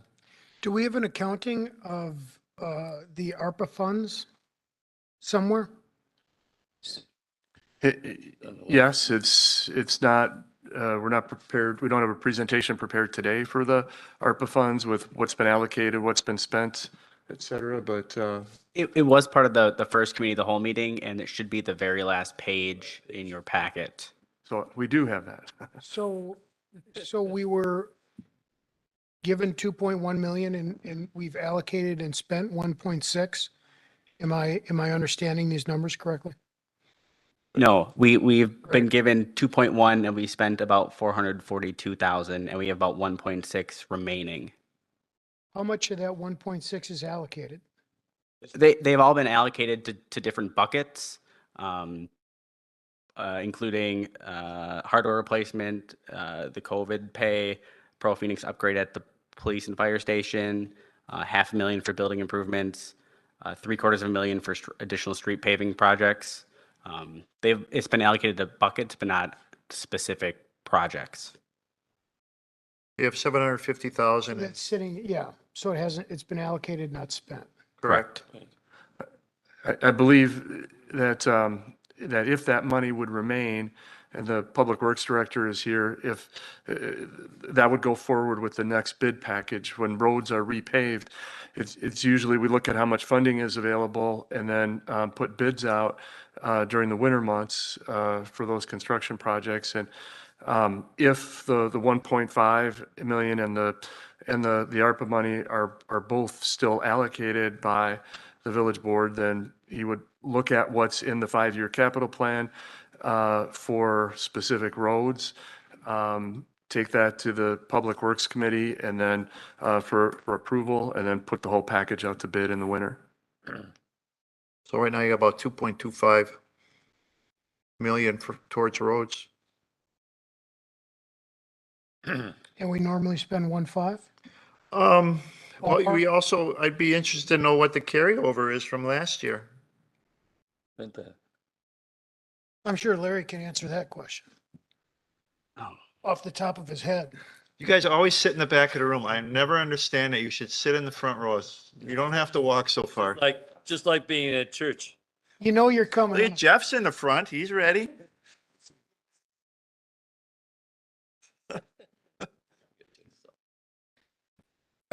So I know now how much rollover there is in the road program. I did not know that going into the 2022 paving season. There was just no way for me to know the rollover in the changeover in the finance department. So I went back and figured it all out and gave Matt a spreadsheet. So I know what's in there now for certain. And we do bid out our projects for what we have available to us. And what was that number from 21 to 22? I think I was a little over 5 mil. I think somewhere, no, 500,000. 5 mil. I have a good road program. Solved our problems there. Around 500,000, I think, what it'll be after this year. Everything rolls together back in after this year. So 500,000 left over from capital last year Yes. for roads. Century Lane is a big part of that, isn't it? Well, yeah, when we bid out the projects, we estimate what each street's gonna cost, and if the bids come in lower, we always bid some alternate bids, we can throw some extra streets in there. What happened in 21, the extra street we wanted to throw in was a little bit higher than what we had left in the funding, so that was part of what rolled into the rollover amount that we have now. And then going into 23, we will bid out a much bigger program than we did this year. This year, we also got to use the jurisdictional transfer funds to do Country Air Drive. And that actually is going to come in below what we estimated the cost because the soils were much better than we anticipated. So we'll have funds left over from that also if we're allowed to roll that back into the road program. So we could be bidding, well over $2 million for the 2023 road program. 2,700,000. When I get the final numbers, then I'll bid what I have. I usually like to bid about $100,000 less because if we have an overrun, I don't have anywhere else to go for the money. I usually like to keep a little bit of money in that program in case we have an overrun on a project, but not $500,000. It's on Public Works. What's Division Road slotted for? Division Road, we're waiting for the reply from the state. We applied for a Trying to grant. get state funding on that. Next year's plan. All right, that's fine. They'll tell us sometime in late October here, early November, if we get the grant Okay. that we applied for. That was a $5.2 million grant request. Mhm. Okay.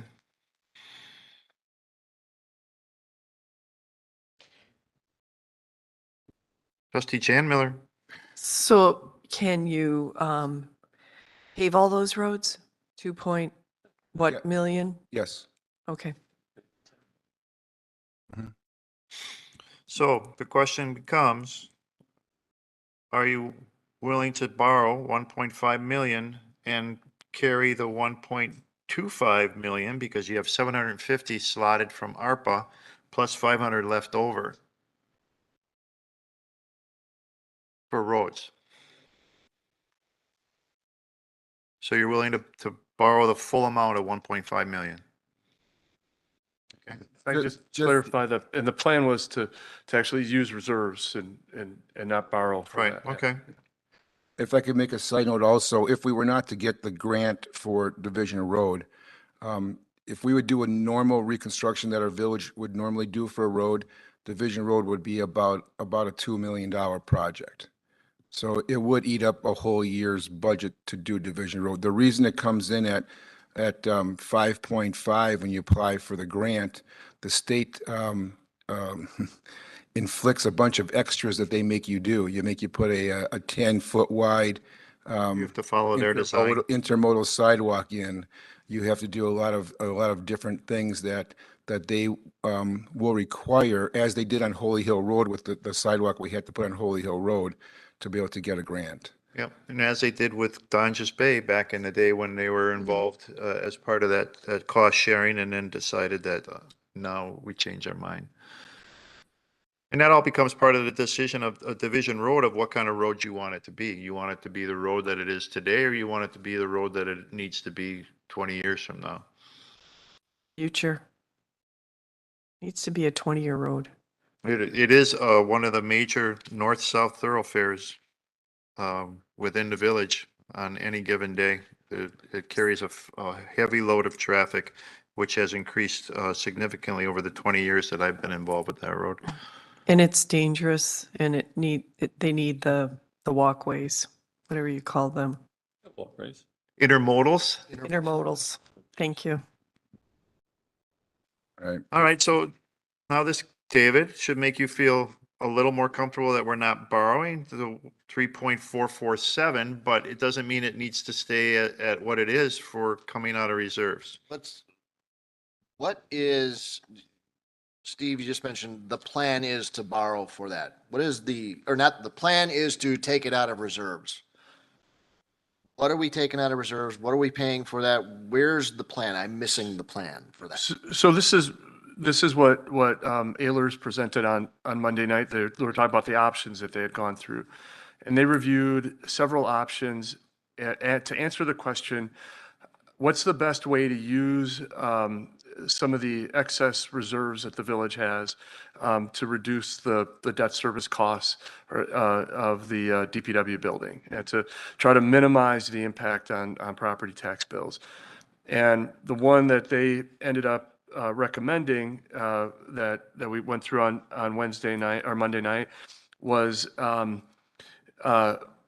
borrowing the full amount, the full $44 million that the board approved. And then instead of going out to borrow for our capital program next year in the spring like we normally would, financing whatever the capital budget is for 2023 using reserves. So, our capital budget is usually around $3.5 million that we would then, use the reserves in that purpose. And then, since that's 10-year debt, that reduces the debt service payments for the next 10 years because we basically skip a year of borrowing for our capital program. Okay. Thank you. Trustee Hudson, So how do we want to proceed? Because I do have some questions about specific items here. And I'm ask your questions. Okay. Fire station interior flooring. I was at the fire station open house the other night. Thank you for having me, although the snacks were lacking. That's because it wasn't in the budget. We obviously need to address that. So is that the area where the trucks are? We're putting a new epoxy surface on that? So that is one of the areas that we are doing a project on. If you notice, the epoxy floor is actually coming away from the walls in multiple areas. That the was pointed out to me on the tour. Yeah, and the grid is gone, so it's very slippery. We have a lot of accidents with people slipping and falling inside there. The other project is actually the interior. That is the original flooring from 22 years on the interior. And they are looking to switch to a LVP or LVT type. Currently, we do have to have that floor waxed once a year and polished once a year. which makes it really difficult to get to the fire trucks while that's happening. Mhm. Typically, they have to jump through the window to go running around to get to the bay to get out in fire trucks. The new flooring that will be put in there does not require those two processes. It will not need to be buffed or waxed, so they'll be able to still be working in the building and not have to run outside to get to the trucks for a call. Estimated lifetime? Also about 20 years. Okay. Okay, thank you. And then you're free to handle this one too. New water service to fireman's shelter? That's not me. I know, but firemen, I thought. you might Water want is to- always good. We like water. Any place we can get water is a bonus for us. We're running new water service to the new shelter. Am I understanding this right? You know, if I can, Has to do with the well, doesn't it? yeah, this is Fireman's Park. It's the toilets. yeah, it's the restrooms. The old one. okay. Yeah, which don't currently have water service. And some of it is, it's a well and it has issues several times a year where the water is not potable. Yeah.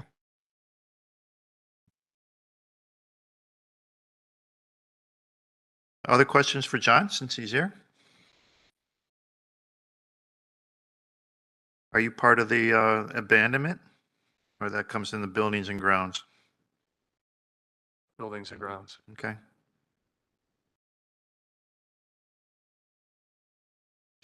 All right, I'm gonna bring this up. So we instituted a fee for those residents that are covered by fire hydrants, right? Mm-hmm. Okay. Any increase, yes. Yep. And we are now buying a new water tender, right? Which will only be used for those residents that do not have fire hydrants, correct?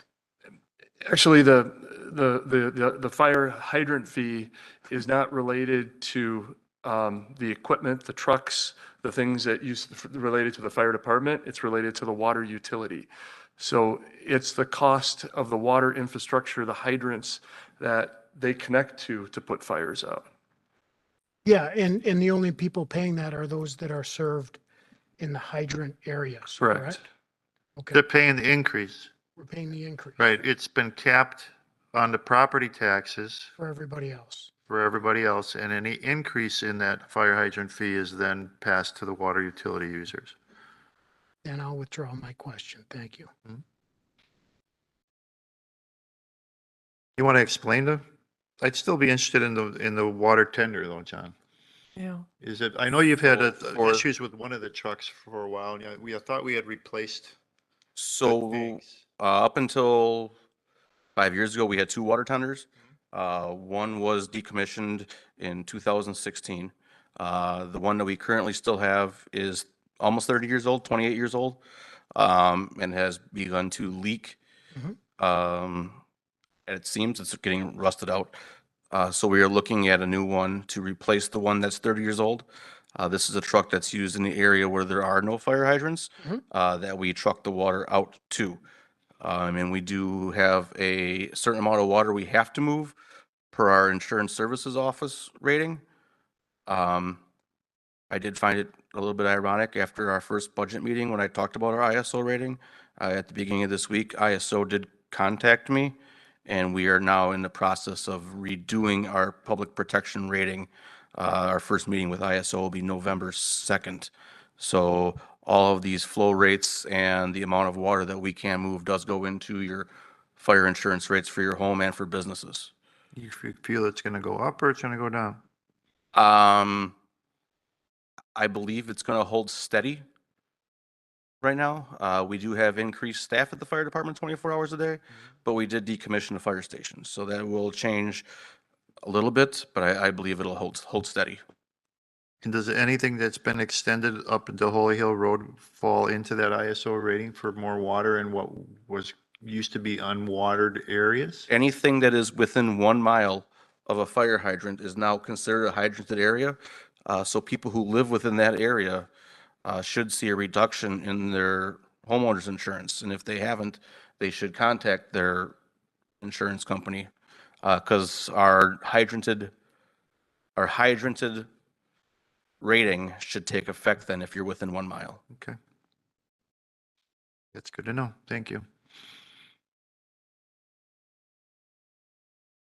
Any other questions for John or about capital projects?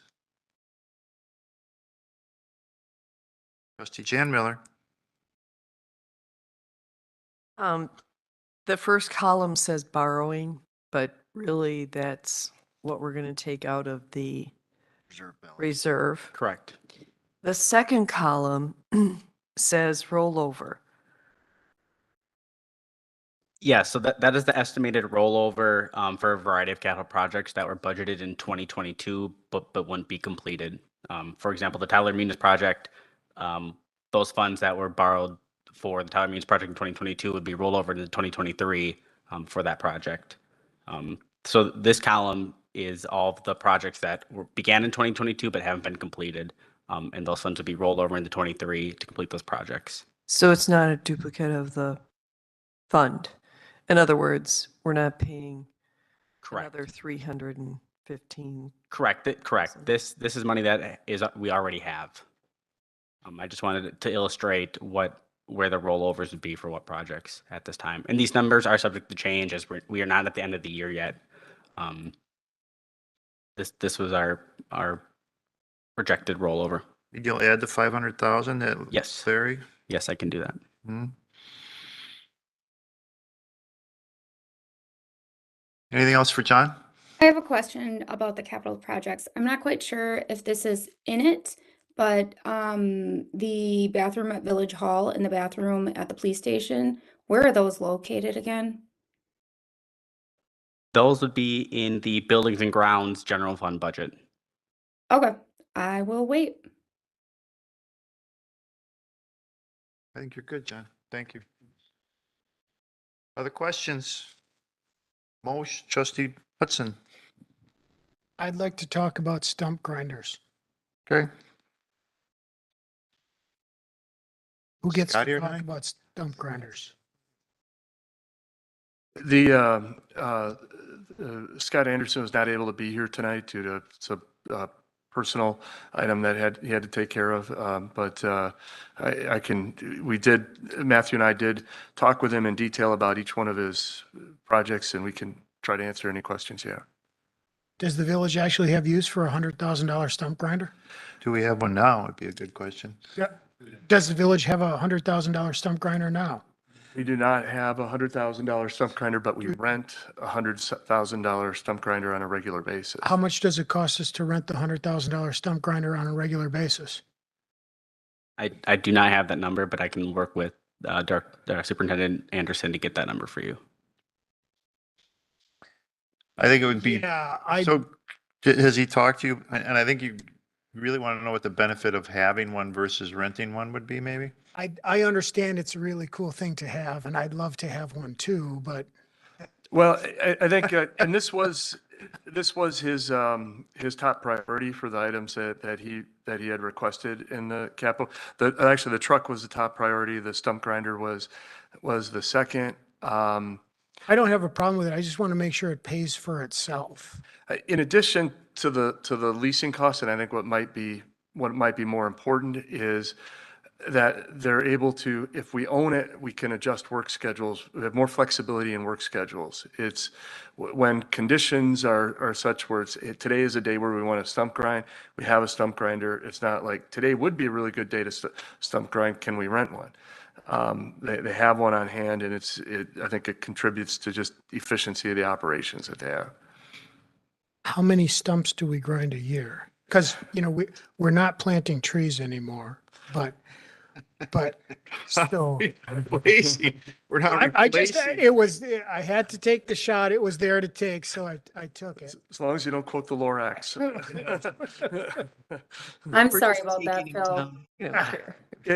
I'd be curious to know that same, how many in a year? Yeah, And that's one we'll have to take and get back to Scott and get that number. thank you.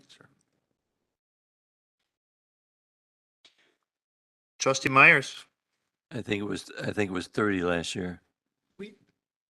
We ground 30 stumps last year? That's correct. And they're in the process of doing it right now for this year. If that's true, I'll wait till we get the actual numbers because We'll check. you're not buying $100,000 stump grinder for 30 stumps. That seems, that it just based on the number of ash trees that we've been taking down, 30 might be one, like street trees or trees in parks, but we'll check the number and make sure the village board has it. I'd be curious to see what a $93,000 stump grinder looks like, because the ones that come out to my house are usually towed behind a pickup truck, and they seem to be doing a great job. So I'm wondering if these are conditioned to fit on utility trucks, like our utility trucks as an additional item, or maybe a large piece of equipment, kind of like a tractor is able to put on a lot of different implements. If this one is specific to a piece of equipment that we currently own, then that's why it's at a higher cost. Just curious, things that come to question when I start thinking of stump grinders. We'll make sure the village board gets a complete report on stump grinders. I want to know what color it is. I expect it to be gold. Other questions? Trustee Jan Miller. Do we know what kind of truck this is for $240,000? It's a highway department. Yeah, it's a highway department the patrol orange? truck. Oh, Patrol truck. truck. So one of the trucks that you see plowing snow, this is one of them. And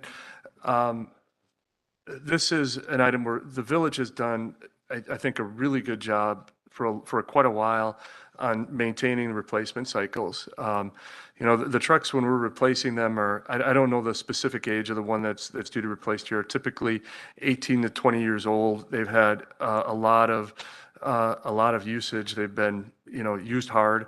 But the village has been really good about staying on a replacement cycle, which really helps to control overall costs. Otherwise, you end up with very expensive repairs, and maintaining that fleet is an important factor. and they have the truck for 200,000 in the rollover. So the truck didn't come in? Yeah.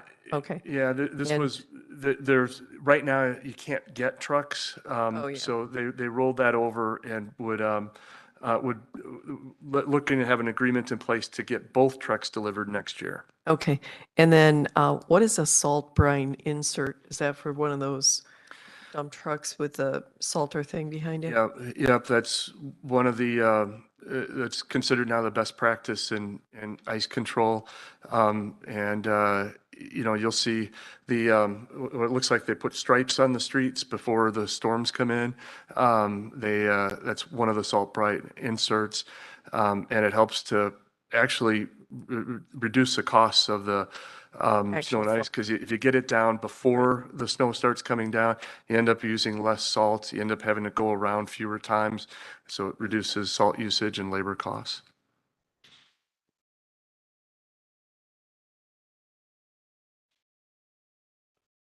Other questions? Yes. Trustee Baum. What's the sidewalk program? That I'll defer to the Public Works Director.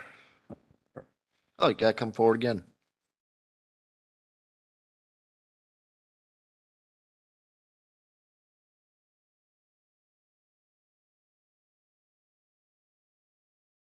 The sidewalk program is something we've been trying to start up for a few years, trying to get rid of some of the dead-end sidewalks that we have. For instance, the one on Donges Bay Road over by Wendy Lane, Division Road rather, by Wendy Lane. There's a section that sidewalk, you end up going, it's just a blank area. It ends and it starts up again up by the, up around the curve. Mequon Road, there's a section of sidewalk that's out. We're just trying to make some connections so that they're the contiguous, that you can actually, if the sidewalk on Mequon Road was put in, you could go from the high school all the way to Friedenfeld Park, or even up, up to that sidewalk now with what we just put in on Country Air Drive. So it's just a program we'd like to start and get rid of some of these areas where there's a chunk of sidewalk missing, and makes it a route not possible. Okay, thank you. Since you're there, Larry, what do you know about flood mitigation?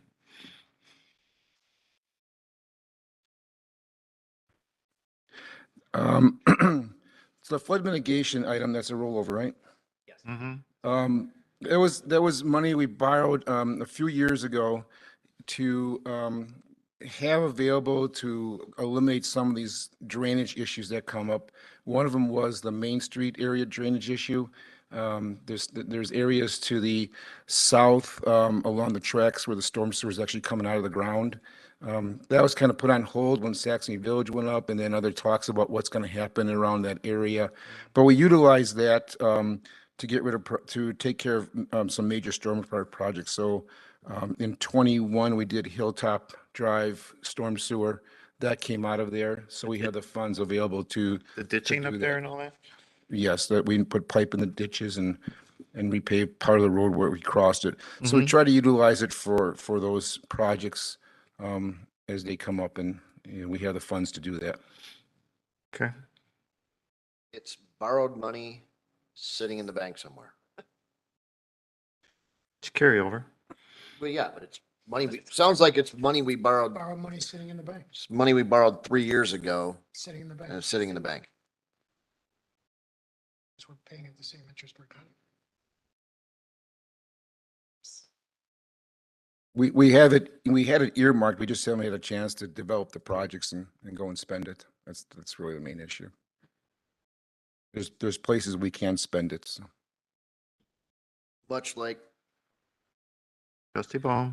Much like the sidewalk program too, we borrowed 25,000 for that and just haven't used it to fix any of these sidewalks yet?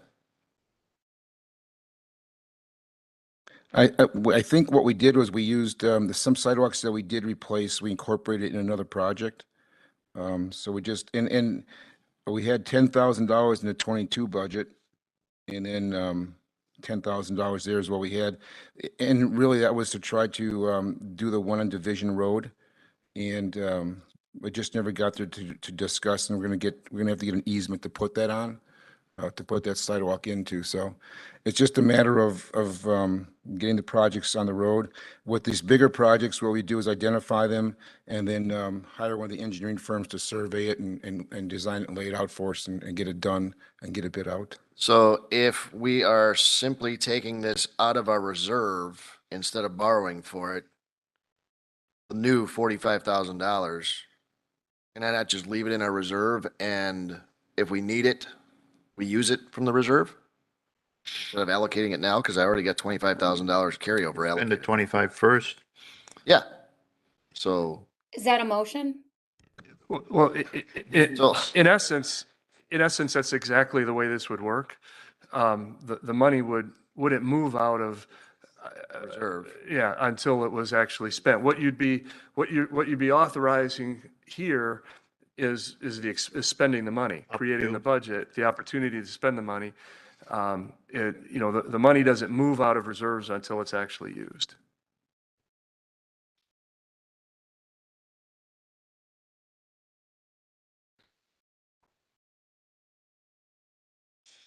Anybody want to talk about a $300,000 playground? So it's not moved until it's spent, but it's earmarked.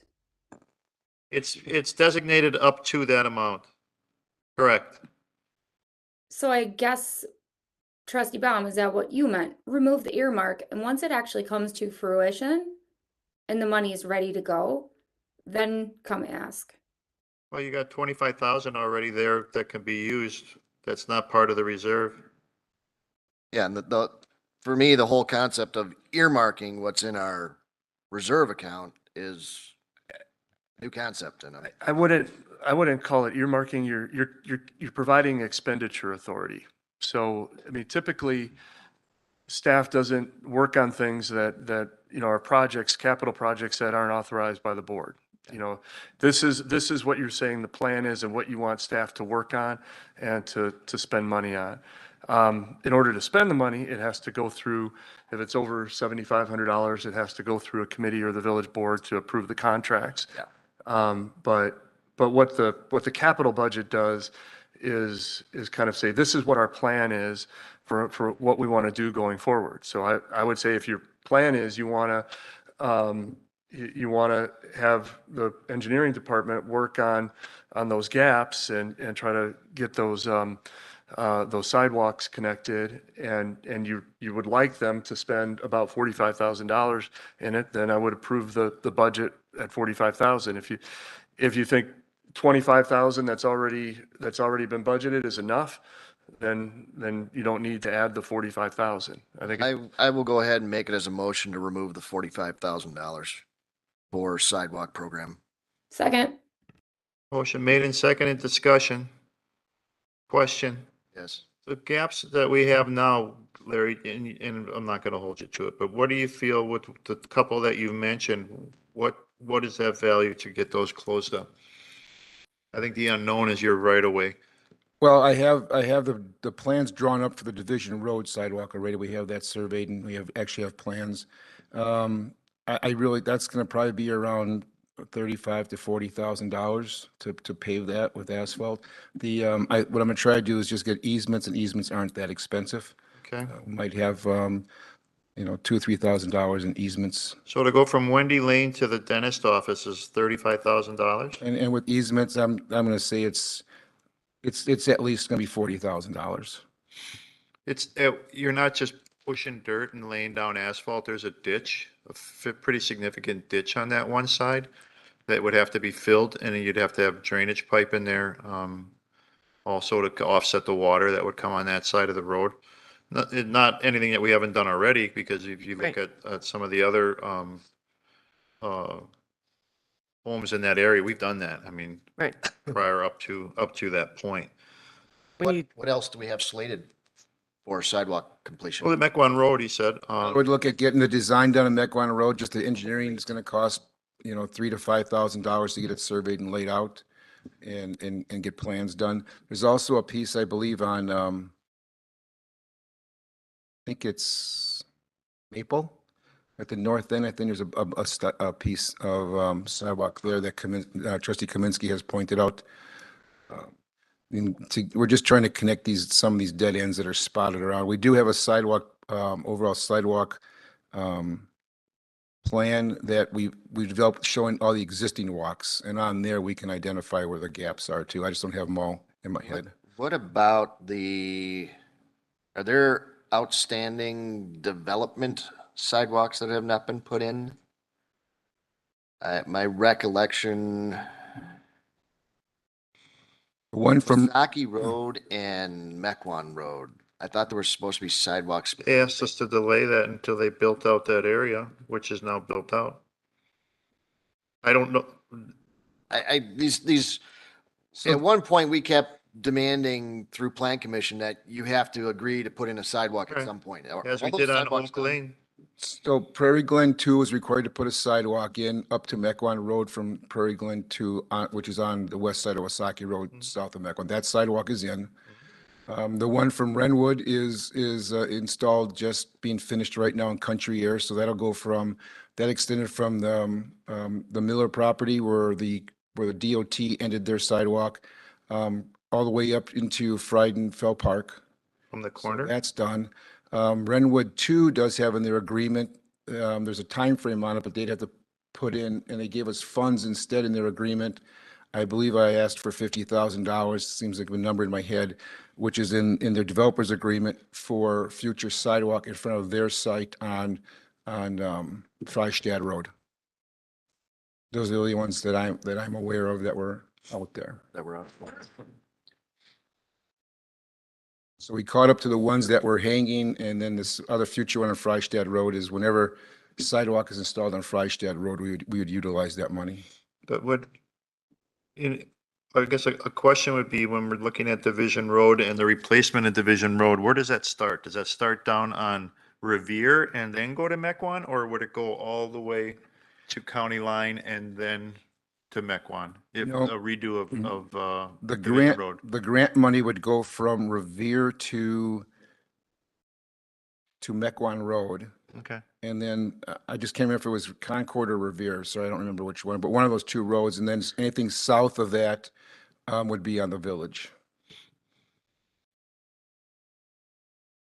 And if we were, like I say, if we just want to do Division Road ourselves, if we don't get the grant, we would not be looking at doing all the sidewalks and everything. Right now, we would be looking at, in my opinion, just making the road Smooth. more drivable, kind of like we did the country air this year. Okay. Motion on the table to remove the 45,000. Further discussion. Trustee Miller. Yeah, just so I understand, so if we pull this 45,000 out, then we could not do the sidewalk from Wendy Lane to, I guess, the curve or where the offices are there? That's correct. You'd be 10,000 short. And you couldn't do the design on Mequon Road? Correct. Well, I think, yeah, correct. Or you can pull the money out of reserve anytime you want. Well, but That's- you're not authorizing the Not- budget. No, but we're not. But at any point during the year, we can, that's my problem with But it. it's not Well, if it's designated, already so in the it wouldn't be budget. work done. If something happens and I need to spend money, I can pull money out of the You reserves. can, but you also have to know that as part of their process of what projects they want to work on, if the money's not designated, it doesn't become a project to work on. There's plenty of other things to do. Yeah. So they're not going to say, hey, what about those sidewalks? No. Let's get that 45,000. I don't think so. Yeah, you'll kill those two projects. Further discussion? No further discussion? I've had my hand up for a while, sorry. I I'm want to sorry. know what it's gonna take to actually finish that sidewalk on Division by that building by Wendy Lane. They, But I feel like we've been talking about this for years and it's just never getting done. I'm at the point where I don't care if we get the grant or not for Division Road. That sidewalk should have been done years ago when there was work being done over there. I don't understand why it wasn't. And if I want that done in regards to sidewalks, number one priority. I wouldn't go to the point of years ago, but I would go to the point of last year when that asphalt was replaced from Wendy Lane to whatever that other place, that other road is up there to the south. It was, Sewer It that was was- put in, they pulled out and they had to re-asphalt some of that road, but, Dottie to Wendy. Dottie to Wendy, that's right. And right now, Larry had, estimated that to be with design and It's designed. street water of about 35,000. Trustee Peeper. Okay, To but why complete wasn't that it portion. done? Why wasn't it done when that asphalt work was being done? It wasn't done because it was not part of that project, and by the time they were doing the finished paving, when it was brought up, we did not have time to get it designed and talk with the residents to acquire the land. So it wasn't in the time frame to get it done. So what That's would why it we need take to have the get that plans done sidewalk before. done this year? Do we have the plan? What, are you only waiting on money? What is the status with that sidewalk as of today? The plans are done, and if the funds are available, I would actually bid it out with the paving program for 2023. And you'd have to Because get it'll be an asphalt walkway. So you have to allocate the 45 to get it done. So you can't take that money out if you want that sidewalk done. Right. Yeah. Right. Other questions, Trustee Peeper? or- No, so if I withdraw my second on this motion, does that allow that sidewalk to be completed this year? It won't be completed this year. This is for next year. I'm sorry, 2023. Right. If you withdraw your second, where's Brian when you need him? You can do that. I can withdraw my second, I know that, but I need to be clear. Go through the vote. Is that the way?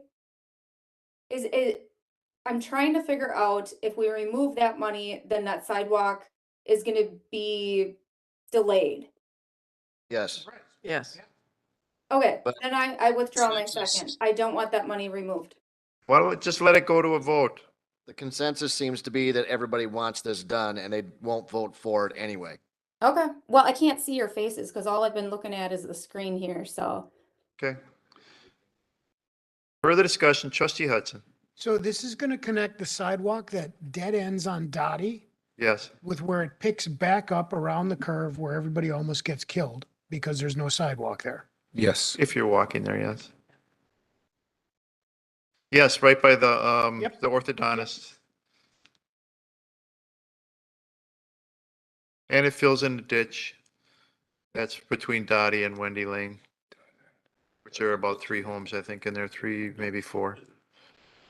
If I could say the design we have right now keeps it out of the ditch, it keeps it on the back side of the ditch right now. Oh, I think those people want the ditch filled from the discussions I've had with them. We do. People? Or the residents, the owners. In fact, the one I know that lives right on the corner of, is that Wendy or Dottie? That's Wendy Lane and Division, has contacted me and asked when he can get his ditch filled because he's sick of cutting it. So am I.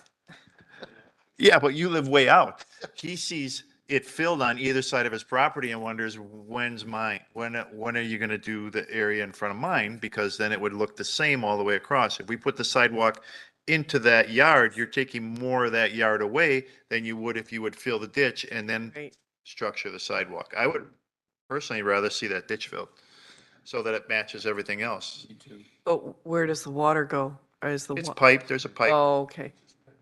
It ends, it's up down in the navigable stream that then heads Yes. down to the river. Okay. That just brings up the Joneses theory.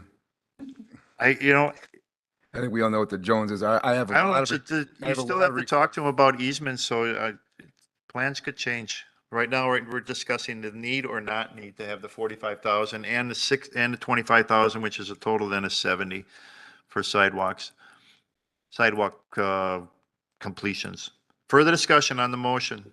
And the motion is to remove the 45,000 to the designation. No further discussion? All those in favor, please say aye. Aye. Opposed? Aye. Motion fails. Other discussion? Yeah. I'll make a motion to remove $500,000 from the asphalt paving. Motion made. Did I hear a second?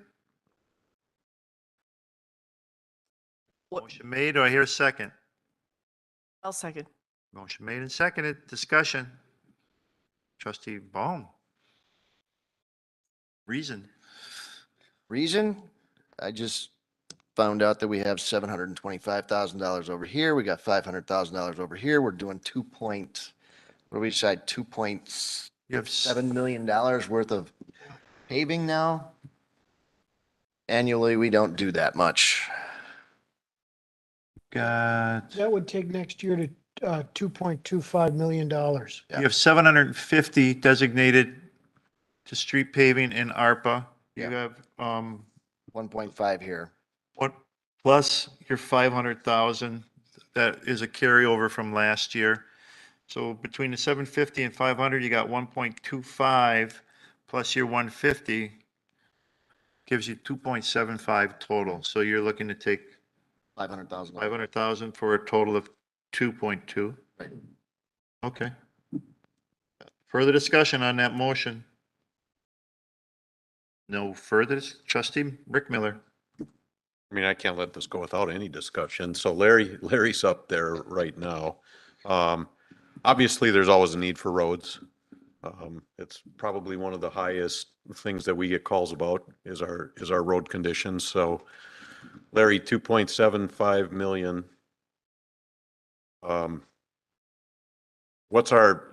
Is there enough road out there to pave, to control that? Let me guess. For this, but do we have a need for that much? I'm sure I can find ways to spend it, but let me throw this out. If we don't get the grant from the state for Division Road, would it be worth throwing some of that into an escrow fund so we can build up a fund to do Division Road in one piece the following year? Yeah, but That's all these risks. if your escrow fund's almost built in through the reserve, Yeah. Right. That's what it is. in a sense. but historically, the reserve's untouchable. Not So this time. What's the timing on the grants? should find out late October, early November if we get it. This year? Mhm. You know, I Okay. think we're. Well, looking at- we've got until after, well, we're not going out for Yeah, we don't bonding, have so To borrow until what? Well, we won't have to. We're not going to. For borrowing. Not on this one. Right. And I think we're looking at this reserve a little bit wrong. I mean, it's an advantage to us because we're not borrowing this money, right, for the capital projects. However, this is just a shift from what we would have borrowed. And instead of taking it, instead of moving those reserves over to the building, to the Public Works building. So I think we're just shifting the borrowing. s- Yes, in We in were- the we sense were- of a we were line item kinda- on a spreadsheet, yes. Yeah, we In were the se- earmarking about 3.5 million out of reserves to pay for the Public Works building. Book-wise, it's just easier to do it out of the capital fund, not borrow for that, and borrow the entire amount on the bond for the Public Works building. But bottom line is, we're saving 3.5 million in borrowing. And it's not going to in the the levy. first year. And it's And not it's not flowing going to as- levy, and as debt that's- service. And that's the reason that we wanted that option. So it's, I still look at it as if we were borrowing it. I would, yeah. It's still money spent, no matter what, and whether it's the money that we have in our reserves or we go out and borrow for it. The difference being, like you said, it doesn't come down to the debt service as part of the levy, but it's still, it should be discussed in regards to the projects and their needs. So the motion on the table is to remove 500,000 from the amount of 1.5s. And then if we add in what we have as part of ARPA designation and carryover designation, that then leaves us pretty much back to where we were, right? 2.2, yeah. Plus some. One other question is, when are you going to know about the grant for Division Road? They usually come out with the award towards the information towards the end of October or the first couple weeks of November. Is when we This usually year? find out. Yes, and what's our match on that? Is it 80-20? I think it might be 20, yes, 20%. It wasn't 10, it was 20 on that one. Okay. So it would be about 2 million? 1.6 or something, I think it is. If I could just point out too, there are two major roads that need to get rebuilt. One of them is Division Road, the other one is Maple from Mequon to 175. And that could be a costly project once we get into the design, because it's going through a lot of wetlands and things. So there are a couple major roads in the village that lend to need attention, and they're not going to be cheap projects. Can I speak? I'm sorry. Every time I raise my hand, nobody calls on me. So here's my thing. I don't mind throwing money at the roads. I support throwing money at the roads. Our roads are so far behind. Germantown now has a bad rep for having such crappy roads. I don't mind putting extra money towards it. I'd throw way more ARPA money at it. The thing is, the roads need to get done. So we're putting all this money, I feel like, into this budget, and it just keeps getting carried over from year to year. It needs to be done.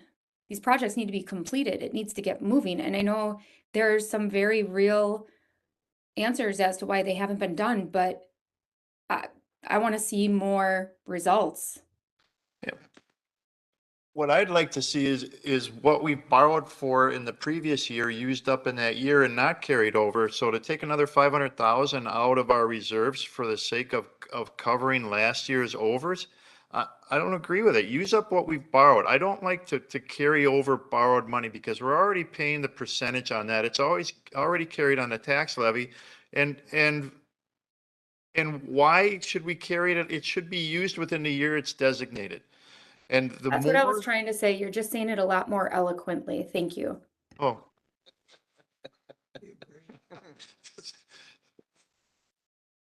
So, you know, I don't have a problem with the 500,000. And if the projects come forward to where it could be covered, then you could change the budget on an amendment and add the 500,000. But right now it seems to be and I'm not going to say we're cash flush, but we have more money than I've ever seen spent on a roads series in a year. And if we're carrying 500,000 from last year, then we've designated too much in my mind. Trustee Myers. Larry or Steve, could you tell me, we haven't gotten the money from the county for Fry staff. Is that not correct? Would it be another 600,000? Not yet, but that should be due sometime very soon. Is the amount of money that I just said, is that the amount? If you somewhat remember? I'll have to look that up here, but it's approximately right, yes. To give you the exact amount, I have to look that up. Has that been designated to anything? No, it hasn't. No, it has not been designated. There you go. I'm only pointing it out because we're talking about roads, and so there's an additional money that could be put to roads. Didn't we designate that money to spend on roads? Well, yes, it's designated to spend on roads. There was not a specific road that was designated. Not a specific road, but Yeah. You Money know, going on roads here. Last time it wasn't. so is that in the 2.75 or is that additional? no, The additional. no. All right, we still have a motion for the removal of 500,000 from capital projects on road repair. If I can kind of answer that question, what we've done in the past with when those checks have come in, when we do receive the money, is go to the board and then ask, how would you like to use it? Would you like to set it in reserve for Freistadt when improvements are needed there? Or would you prefer to put it into the road program? The decision was made. I believe that's how Century Lane was funded. Or not Century Lane, Country Air was funded using the money from the county for Goldendale. Trustee Hudson. Sure. If memory serves correct, we already took a vote and we designated that when we get the $600,000, we are going to spend that on roads. Is my memory accurate? I believe Trustee Myers brought that forth and that came to a vote and we decided we're spending that money on roads. So we've already had that vote, right? It's not to a project Not to specifically. a specific project. I think you may be thinking of the money that we received for Goldendale. No, you might be right. Phil, you might be right. Check the I note. think I'm correct. The village board did approve the transfer, but we haven't received the money yet. I understand that we have not received the money. But I believe whether we took the vote or not, the intention is to spend that $600,000 when we get it on roads, correct? I don't believe there was a vote taken on that, but you did approve the transfer. Okay. I think it's an understanding, but at the time that it comes in and who knows what other type of project could come forward, to redesignate it now, I don't think would be correct because there could be other needs. When do we expect this $600,000 to appear? The agreement was just finalized. It had to be executed by both the county and the village and approved by the DOT. That happened last month. So it should be it should be before the end of the year.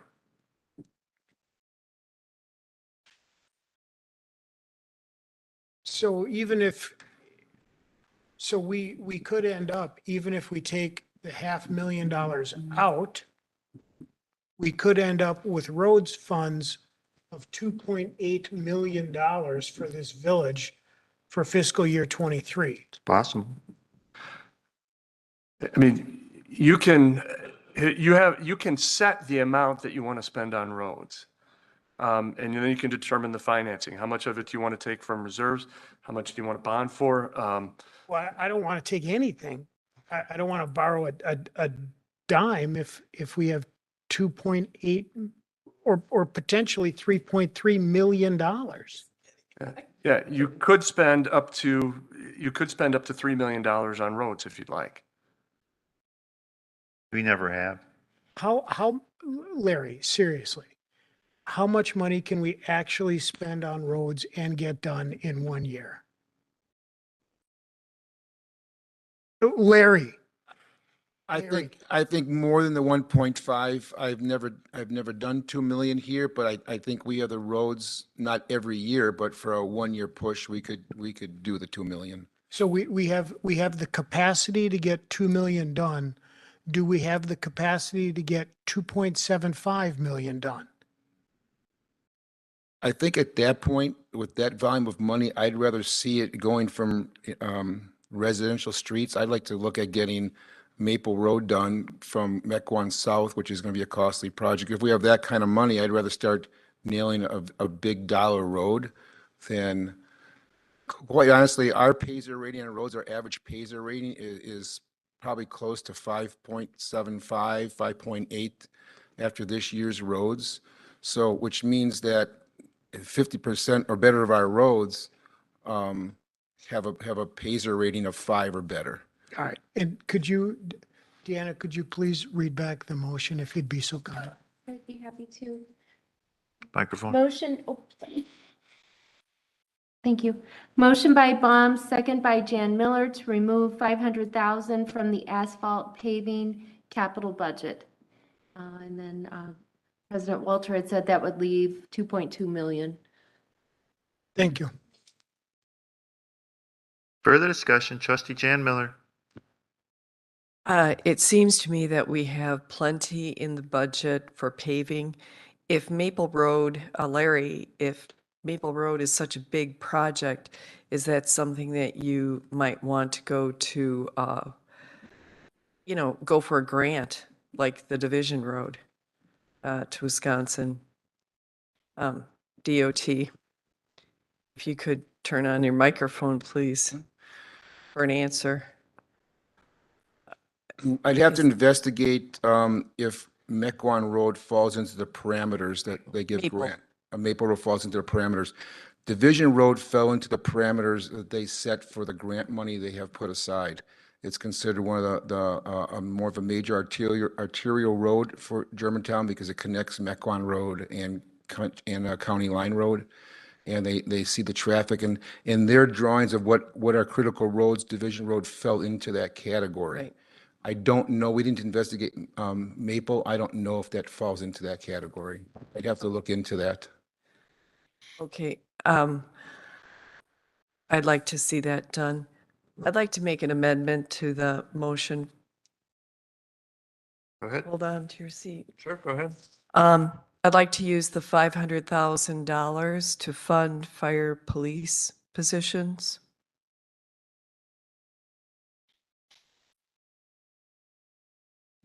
If I could chime in, I would recommend against using reserves to fund ongoing positions, because if you use $500,000 to create fire and police positions using reserves, those reserves are gone.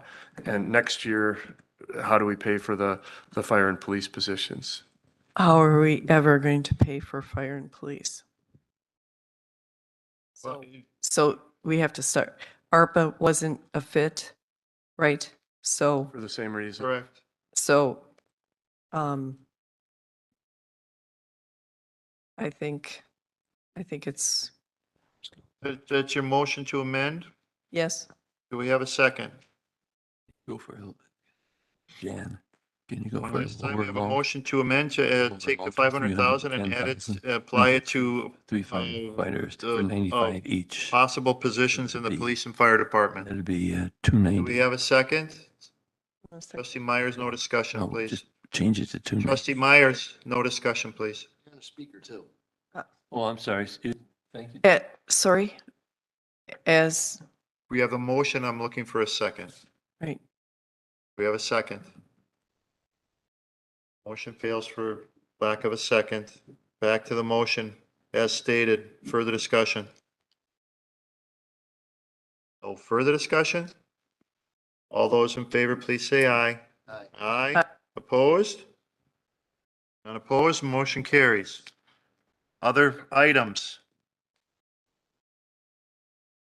Anything else? Any other questions? Trustee Baum? Can I get an understanding of the? Yo, Tails that. again, all the way from the back of the room. Sorry, that wasn't said on a live mic, so can I get an explanation of the Kinderberg Playground funds? It's designated at 300,000. $1,000, yes. Well, the park commission, when we met and discussed the plans, they wanted to make sure that Kinderberg was kind of the showcase playground for the village. Also, Kinderberg is probably our largest playground currently, and it's over 20 years old, and it is in bad need of replacement. And part of the discussion and why the expense is not only do we want to make it inclusive, and inclusive means people with disabilities have access to it, but the equipment is not always usable for people with disabilities. So what we're looking at is building a playground that is not only inclusive, but also caters to people with disabilities, which is different. That also makes it much more expensive. Size of the play, equal compatible with what's there today, just new equipment? That is correct, yes. That doesn't include anything with the splash pad, correct? It's just pure Yes. playground equipment? Yes, sir. Trustee Nyrider? You're saying and the importance of it, but how did we come up with the price? Did we do just some rough estimating, bidding, or look at what somebody else paid for it? But how did we come up with 300,000? Well, we looked at, we have a consultant that we looked at different designs, and then they have worked with this Minnesota, Wisconsin Playground Equipment Company that has put in several of these type playgrounds. And this is a rough estimate on what it would cost. This also includes not only the playground, but a synthetic turf as well, rather than the chips that we have. So this would be a tear down of the existing, right? Removal of the existing, and then in the same spot, put the new or move it. Right. Okay. And that could all be done. You're thinking, right, we're thinking of 2023 to have that done. That's right. Playground. You can build a house for 300,000, Yeah. not including lot. Not really much, can The county says you can. It would be a tiny house.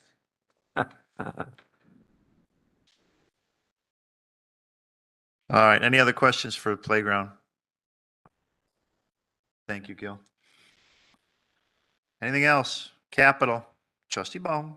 Okay, so everything else on here appears to be something that we buy every year. And that is a general maintenance item. Vehicles, plow trucks, salt brine. These are regular things we are buying every year.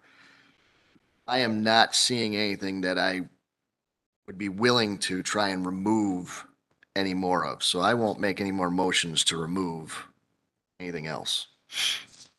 You don't want an explanation on the ball diamond renovations? Yeah, we had that at one point. Okay, I understand that one. And I lost when I asked for that once before, so. okay. Pickup truck with lift gate for parks. I thought we bought one last year. Buy one every year. We are looking at some information about the stump grinder and an explanation of that and its need and its cost and operation, which we hope Mr. Anderson will bring to us. Anything else? Capital? Nope. All right, then information requested from previous committee of the whole meetings. Yes, so there's a variety of questions that had come up from previous committee of the whole meetings, and I tried to address those in the memo I sent out, I believe, late Monday afternoon.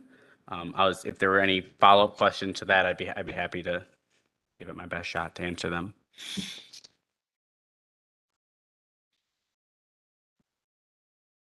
Committee? Do you feel that it answers the questions that were being requested?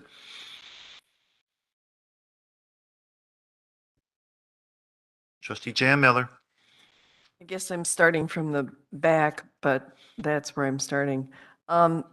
These recreation brochures, it looks like just about, the majority of the surrounding villages, they print, they do print mailers several times a year.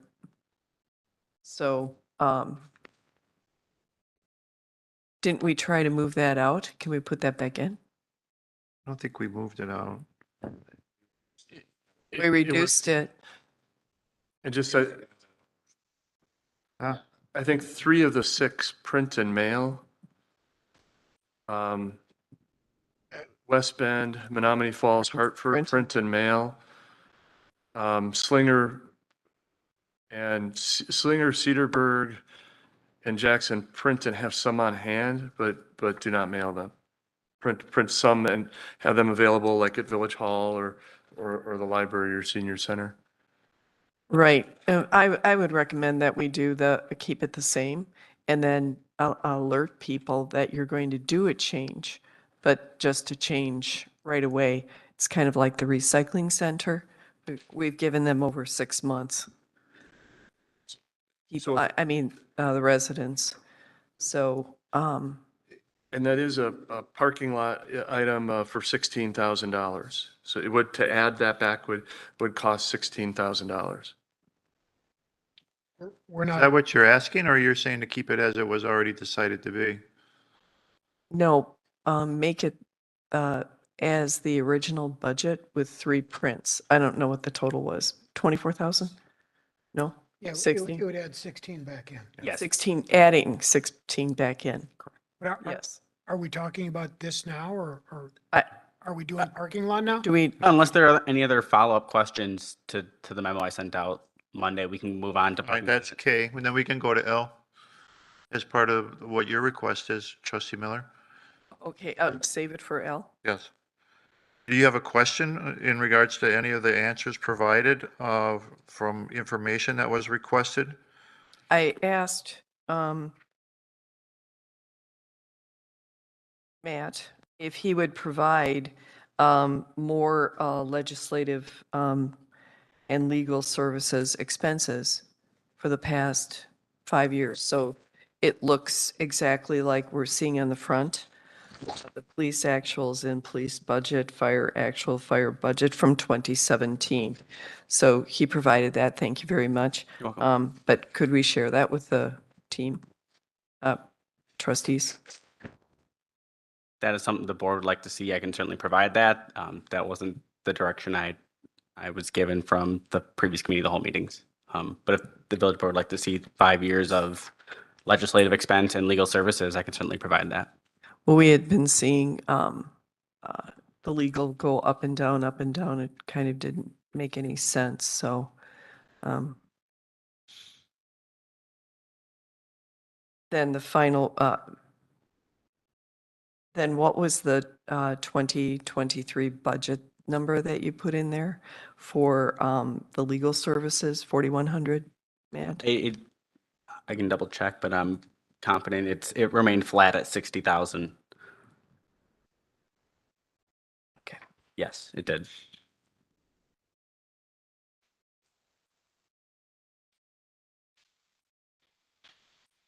Anything else in regards to information requested from previous committee of the whole meetings?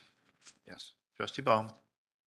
So if I'm understanding what I'm reading here, the overtime rates for the police department in 2022 is $157,000. And what does it cost to have one more officer?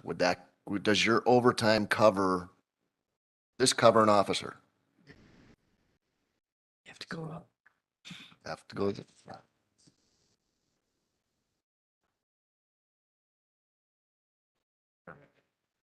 Yeah. What you're asking is, would the 150 be replaced by an additional officer? Meaning that then the overtime budget would be zero? I don't think you can do that.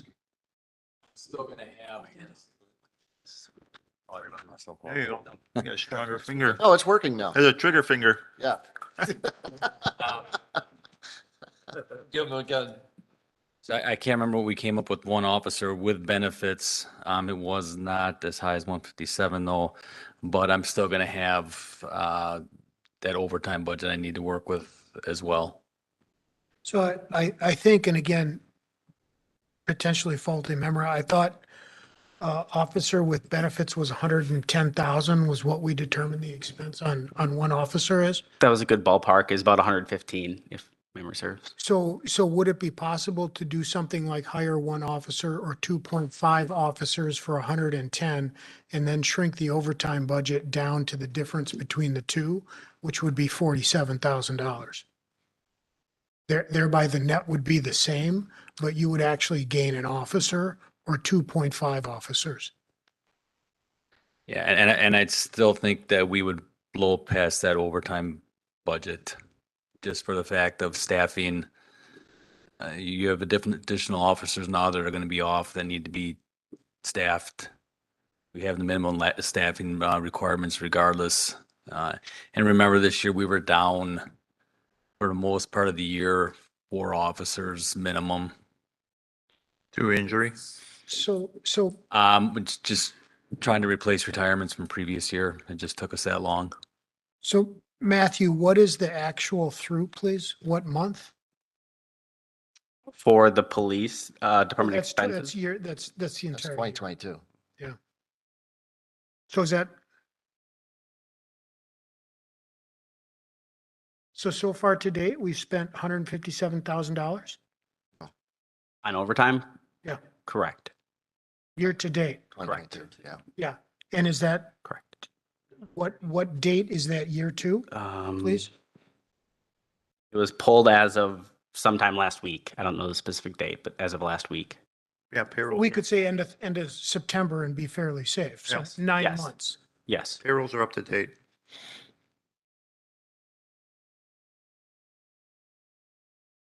So we're on pace to spend $209,000 in police overtime this year. If our monthly burn rate continues, right?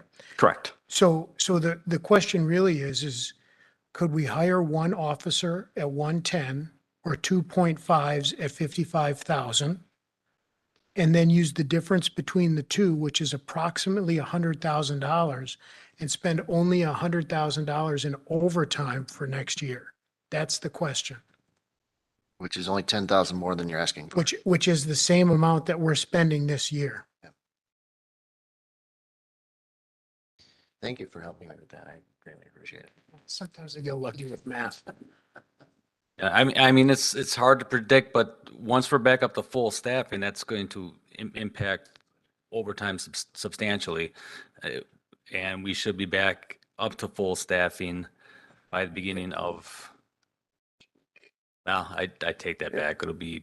We'll still be one down next year. And if I could point out the budget, what's in the budget for overtime is $90,000. Because, as we've been looking at this, the driver for the high overtime this year was the vacant positions. So there's a vacancy, it takes a while to fill it. Even after it's filled, some of the officers have to go through training. It can be months before they're back on the street. So I understand that, and I'm gonna challenge you a little bit. How is that gonna change next year? Because looking at the staffing, we're not expecting as many retirements as we had this year. How many retirements do we have this year? You said 5? Well, we were still dealing with retirements from the previous year. It takes that long. If I have someone that I'm put through the academy, it's 10 months before I can get them on the road, taking calls on their own. Until then, I'm staffing that vacancy the entire time. So what's our annual turnover rate? It's hard to predict. And remember, we had an aging department that's now turned very young.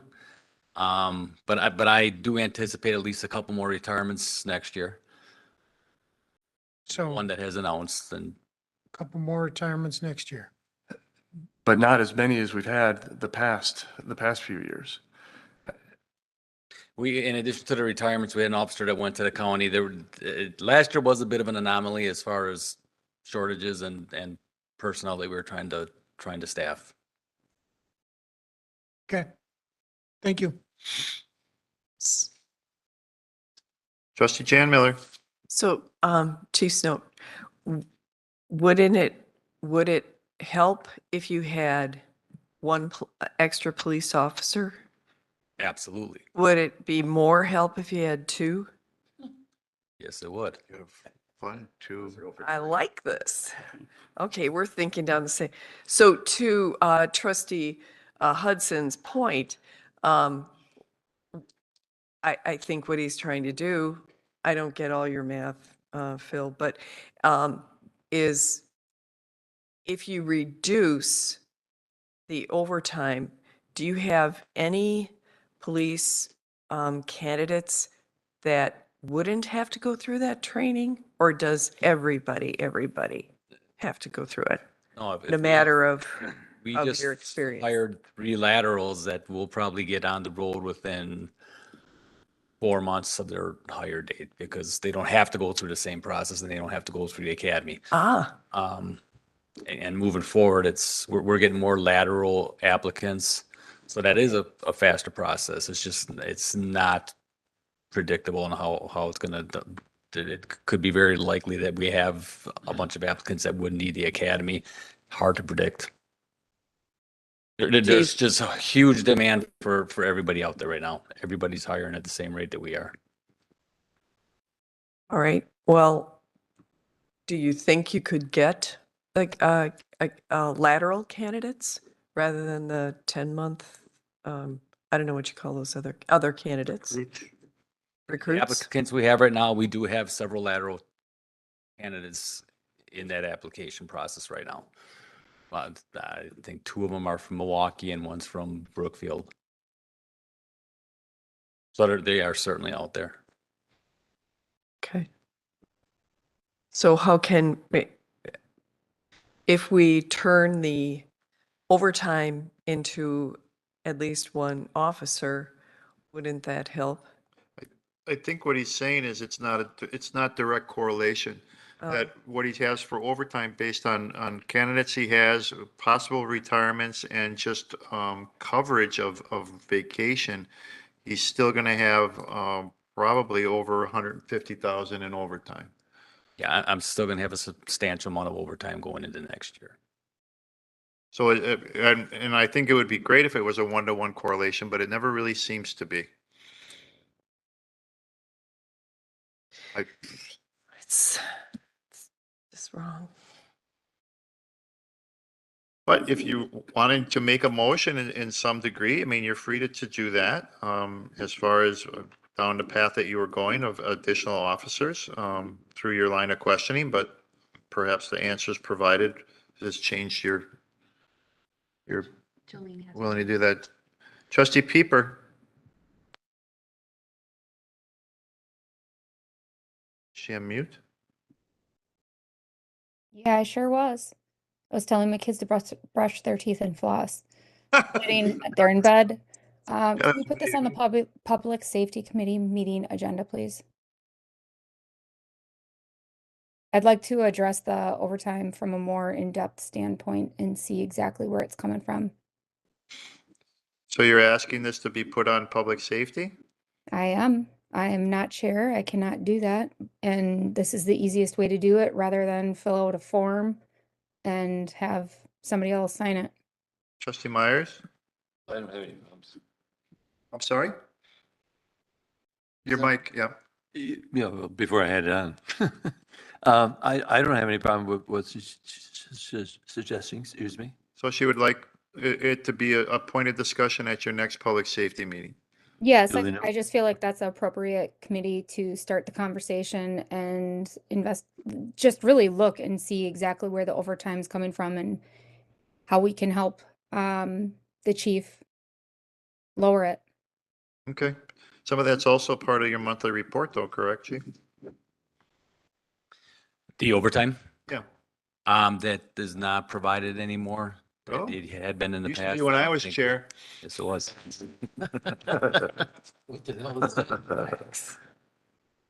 Okay. Is that being done via motion or? is it just- She is asking, she's making a request to the public safety chair to place this on his next agenda, which he agrees to. That's done. Anything else, trustee Pieper? You doing that? for No, the that was fire? it. I just want to look and see how we can help both financially and Chief Snow. Okay, agreed. Fire department Can we too. Trustee Nyrider. Yeah, I was going to say here, and not that I want to get into a war with Chief Snow here, but I think we have a fire department also that spoke last time about the difficulty with even getting people to take off because what the law requires so many to drive in got to be there to drive truck or whatever, so they're missing vacations, whatever. So again, if you go back and you read your minutes from last year's budget, we're heading down the same road without making the decision. But I think we got to look at both areas here. Public safety, both, I Yep. agree.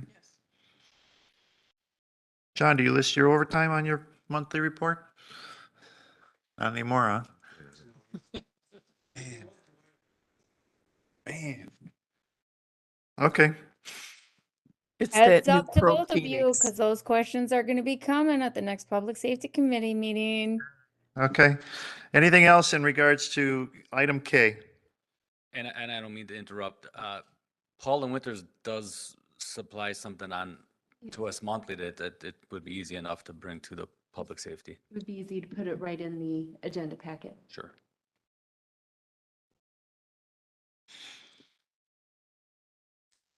Okay, nothing else? We can go to item L. Parking lot items. Dun, dun, dun. I guess, but I just wanted to make a brief comment before Matthew goes through the parking lot items. In relationship to the year-end surplus and the items that are here. Last year, when we were going through the budget process, one of the things that the board asked for upfront was what the year-end surplus was from the prior year, and in order to be able to decide if you wanted to use some of that for the for items that weren't funded. So we provided that at the beginning of the process. As we've also indicated, it's not audited, so I think we're pretty confident in that number. It's gone through. It has gone through review, but it hasn't been entered. Not all the entries have been made into the system. The village board does not have to make final decisions on what you're doing with the surplus at this point. Most of the items on the parking lot are one-time items, either contracts that would be entered into or purchases that would take place. You can leave those in a parking lot and consider them in January when the audit is complete, if you'd prefer. However you would like to handle that is really, at your discretion. Is making sure that you have the information available about what is likely available and what the unmet needs are. Trustee Rick Miller. Yeah, I'm okay with waiting for that until we have a better number, but I want to make sure that our reserves, when we're talking about our reserves and how much is in there right now, this number is not included in that, correct? That's correct. That's correct. Okay, thank you. No. Oh, it could be. I mean, So sorry. you mean to postpone? Yeah. How late do you want to go? Until after it's audited. I'd make a motion to postpone the year-end surplus discussion until we get the audited. Well, it would be the parking, you're talking about the parking lot items and how they're covered? Well, it's not just parking lot, we've got administrative recommendations in there as well. Right. So all of it. Second it. Motion made to postpone, not table, correct? Postpone? I forget the One difference. has to, postpone has discussion, table does not. Postpone. I'll postpone because we might need some discussion. All right. And we have a second from trustee Hudson. All right, discussion. Trustee. I just assumed. Trustee Jan Miller. Of course. I think that's a great idea. Okay. Let's I would vote. feel more comfortable as an audited amount than an unaudited. Absolutely. All right, further discussion? Further discussion? All those in favor, please say aye. Aye. Aye, opposed? Not opposed? Motion carries. Take care of everything on our budget for budget review. Next item is publication of the 2023 budget hearing notice.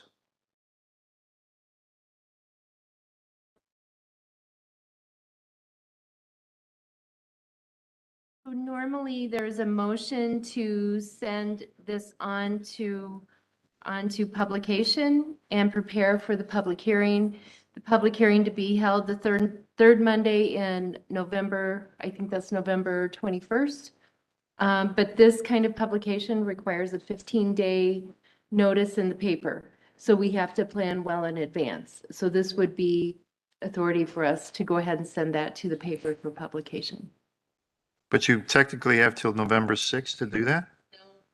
No, not really. I have until Monday, This Monday? next Monday to get this done, yeah.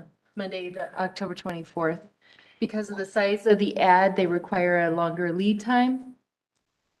Yeah, this is a statutorily required notice and public hearing, so at this point, the board does need to take action and give direction to publish the budget as it stands at this point, or if there are any other changes that you'd like, that has to get in the paper and be noticed for the November 17th meeting, or November 21st meeting. I will make the motion to publish the budget as presented and to schedule that meeting, Thank you. public hearing. Second. Motion made and seconded, discussion. So that means you're going forward with the 2% increase? Question. Can you asterisk the parking lot and the overages that it's being held for after further postponed for discussion Right, until but January? It wouldn't be part of the publication of the budget because it's not in it. Okay. But it's an overage. It's an overage of last year's revenues. Okay. Was there another question out there that I? My question is, basically, from what I've seen right now, you're going with the budget that shows a levy increase of what, 2.94, or what is it? No. The overall levy increase will be about 15.5%. That's including the general fund levy and the debt service levy. We can't get 15% increase on a levy. No. No, and most of that is related to the debt service levy going up. The general fund levy is 1.98%. Right, that's what I thought, just around 2%. But when you add the debt service in, it's 15.5%. Okay. Got it. Yikes. Further discussion? All in favor, please say aye. Aye. Opposed? None opposed, motion carries. Any announcements? We are adjourned. Thank you all. Thank you all for coming, and thank you all for watching. Have a good night. Yeah, we're done. After my use.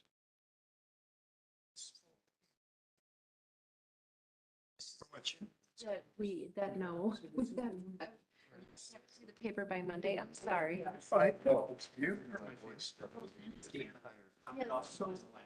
Oh, thank you. Yeah, you know what, Emily. Your house. Look at that thing. This side, this is not necessarily. This dog's giving whatever it wants. Look at it, just saying, you know what, I'm gonna sit here. Furniture. All day. Furniture, Nick.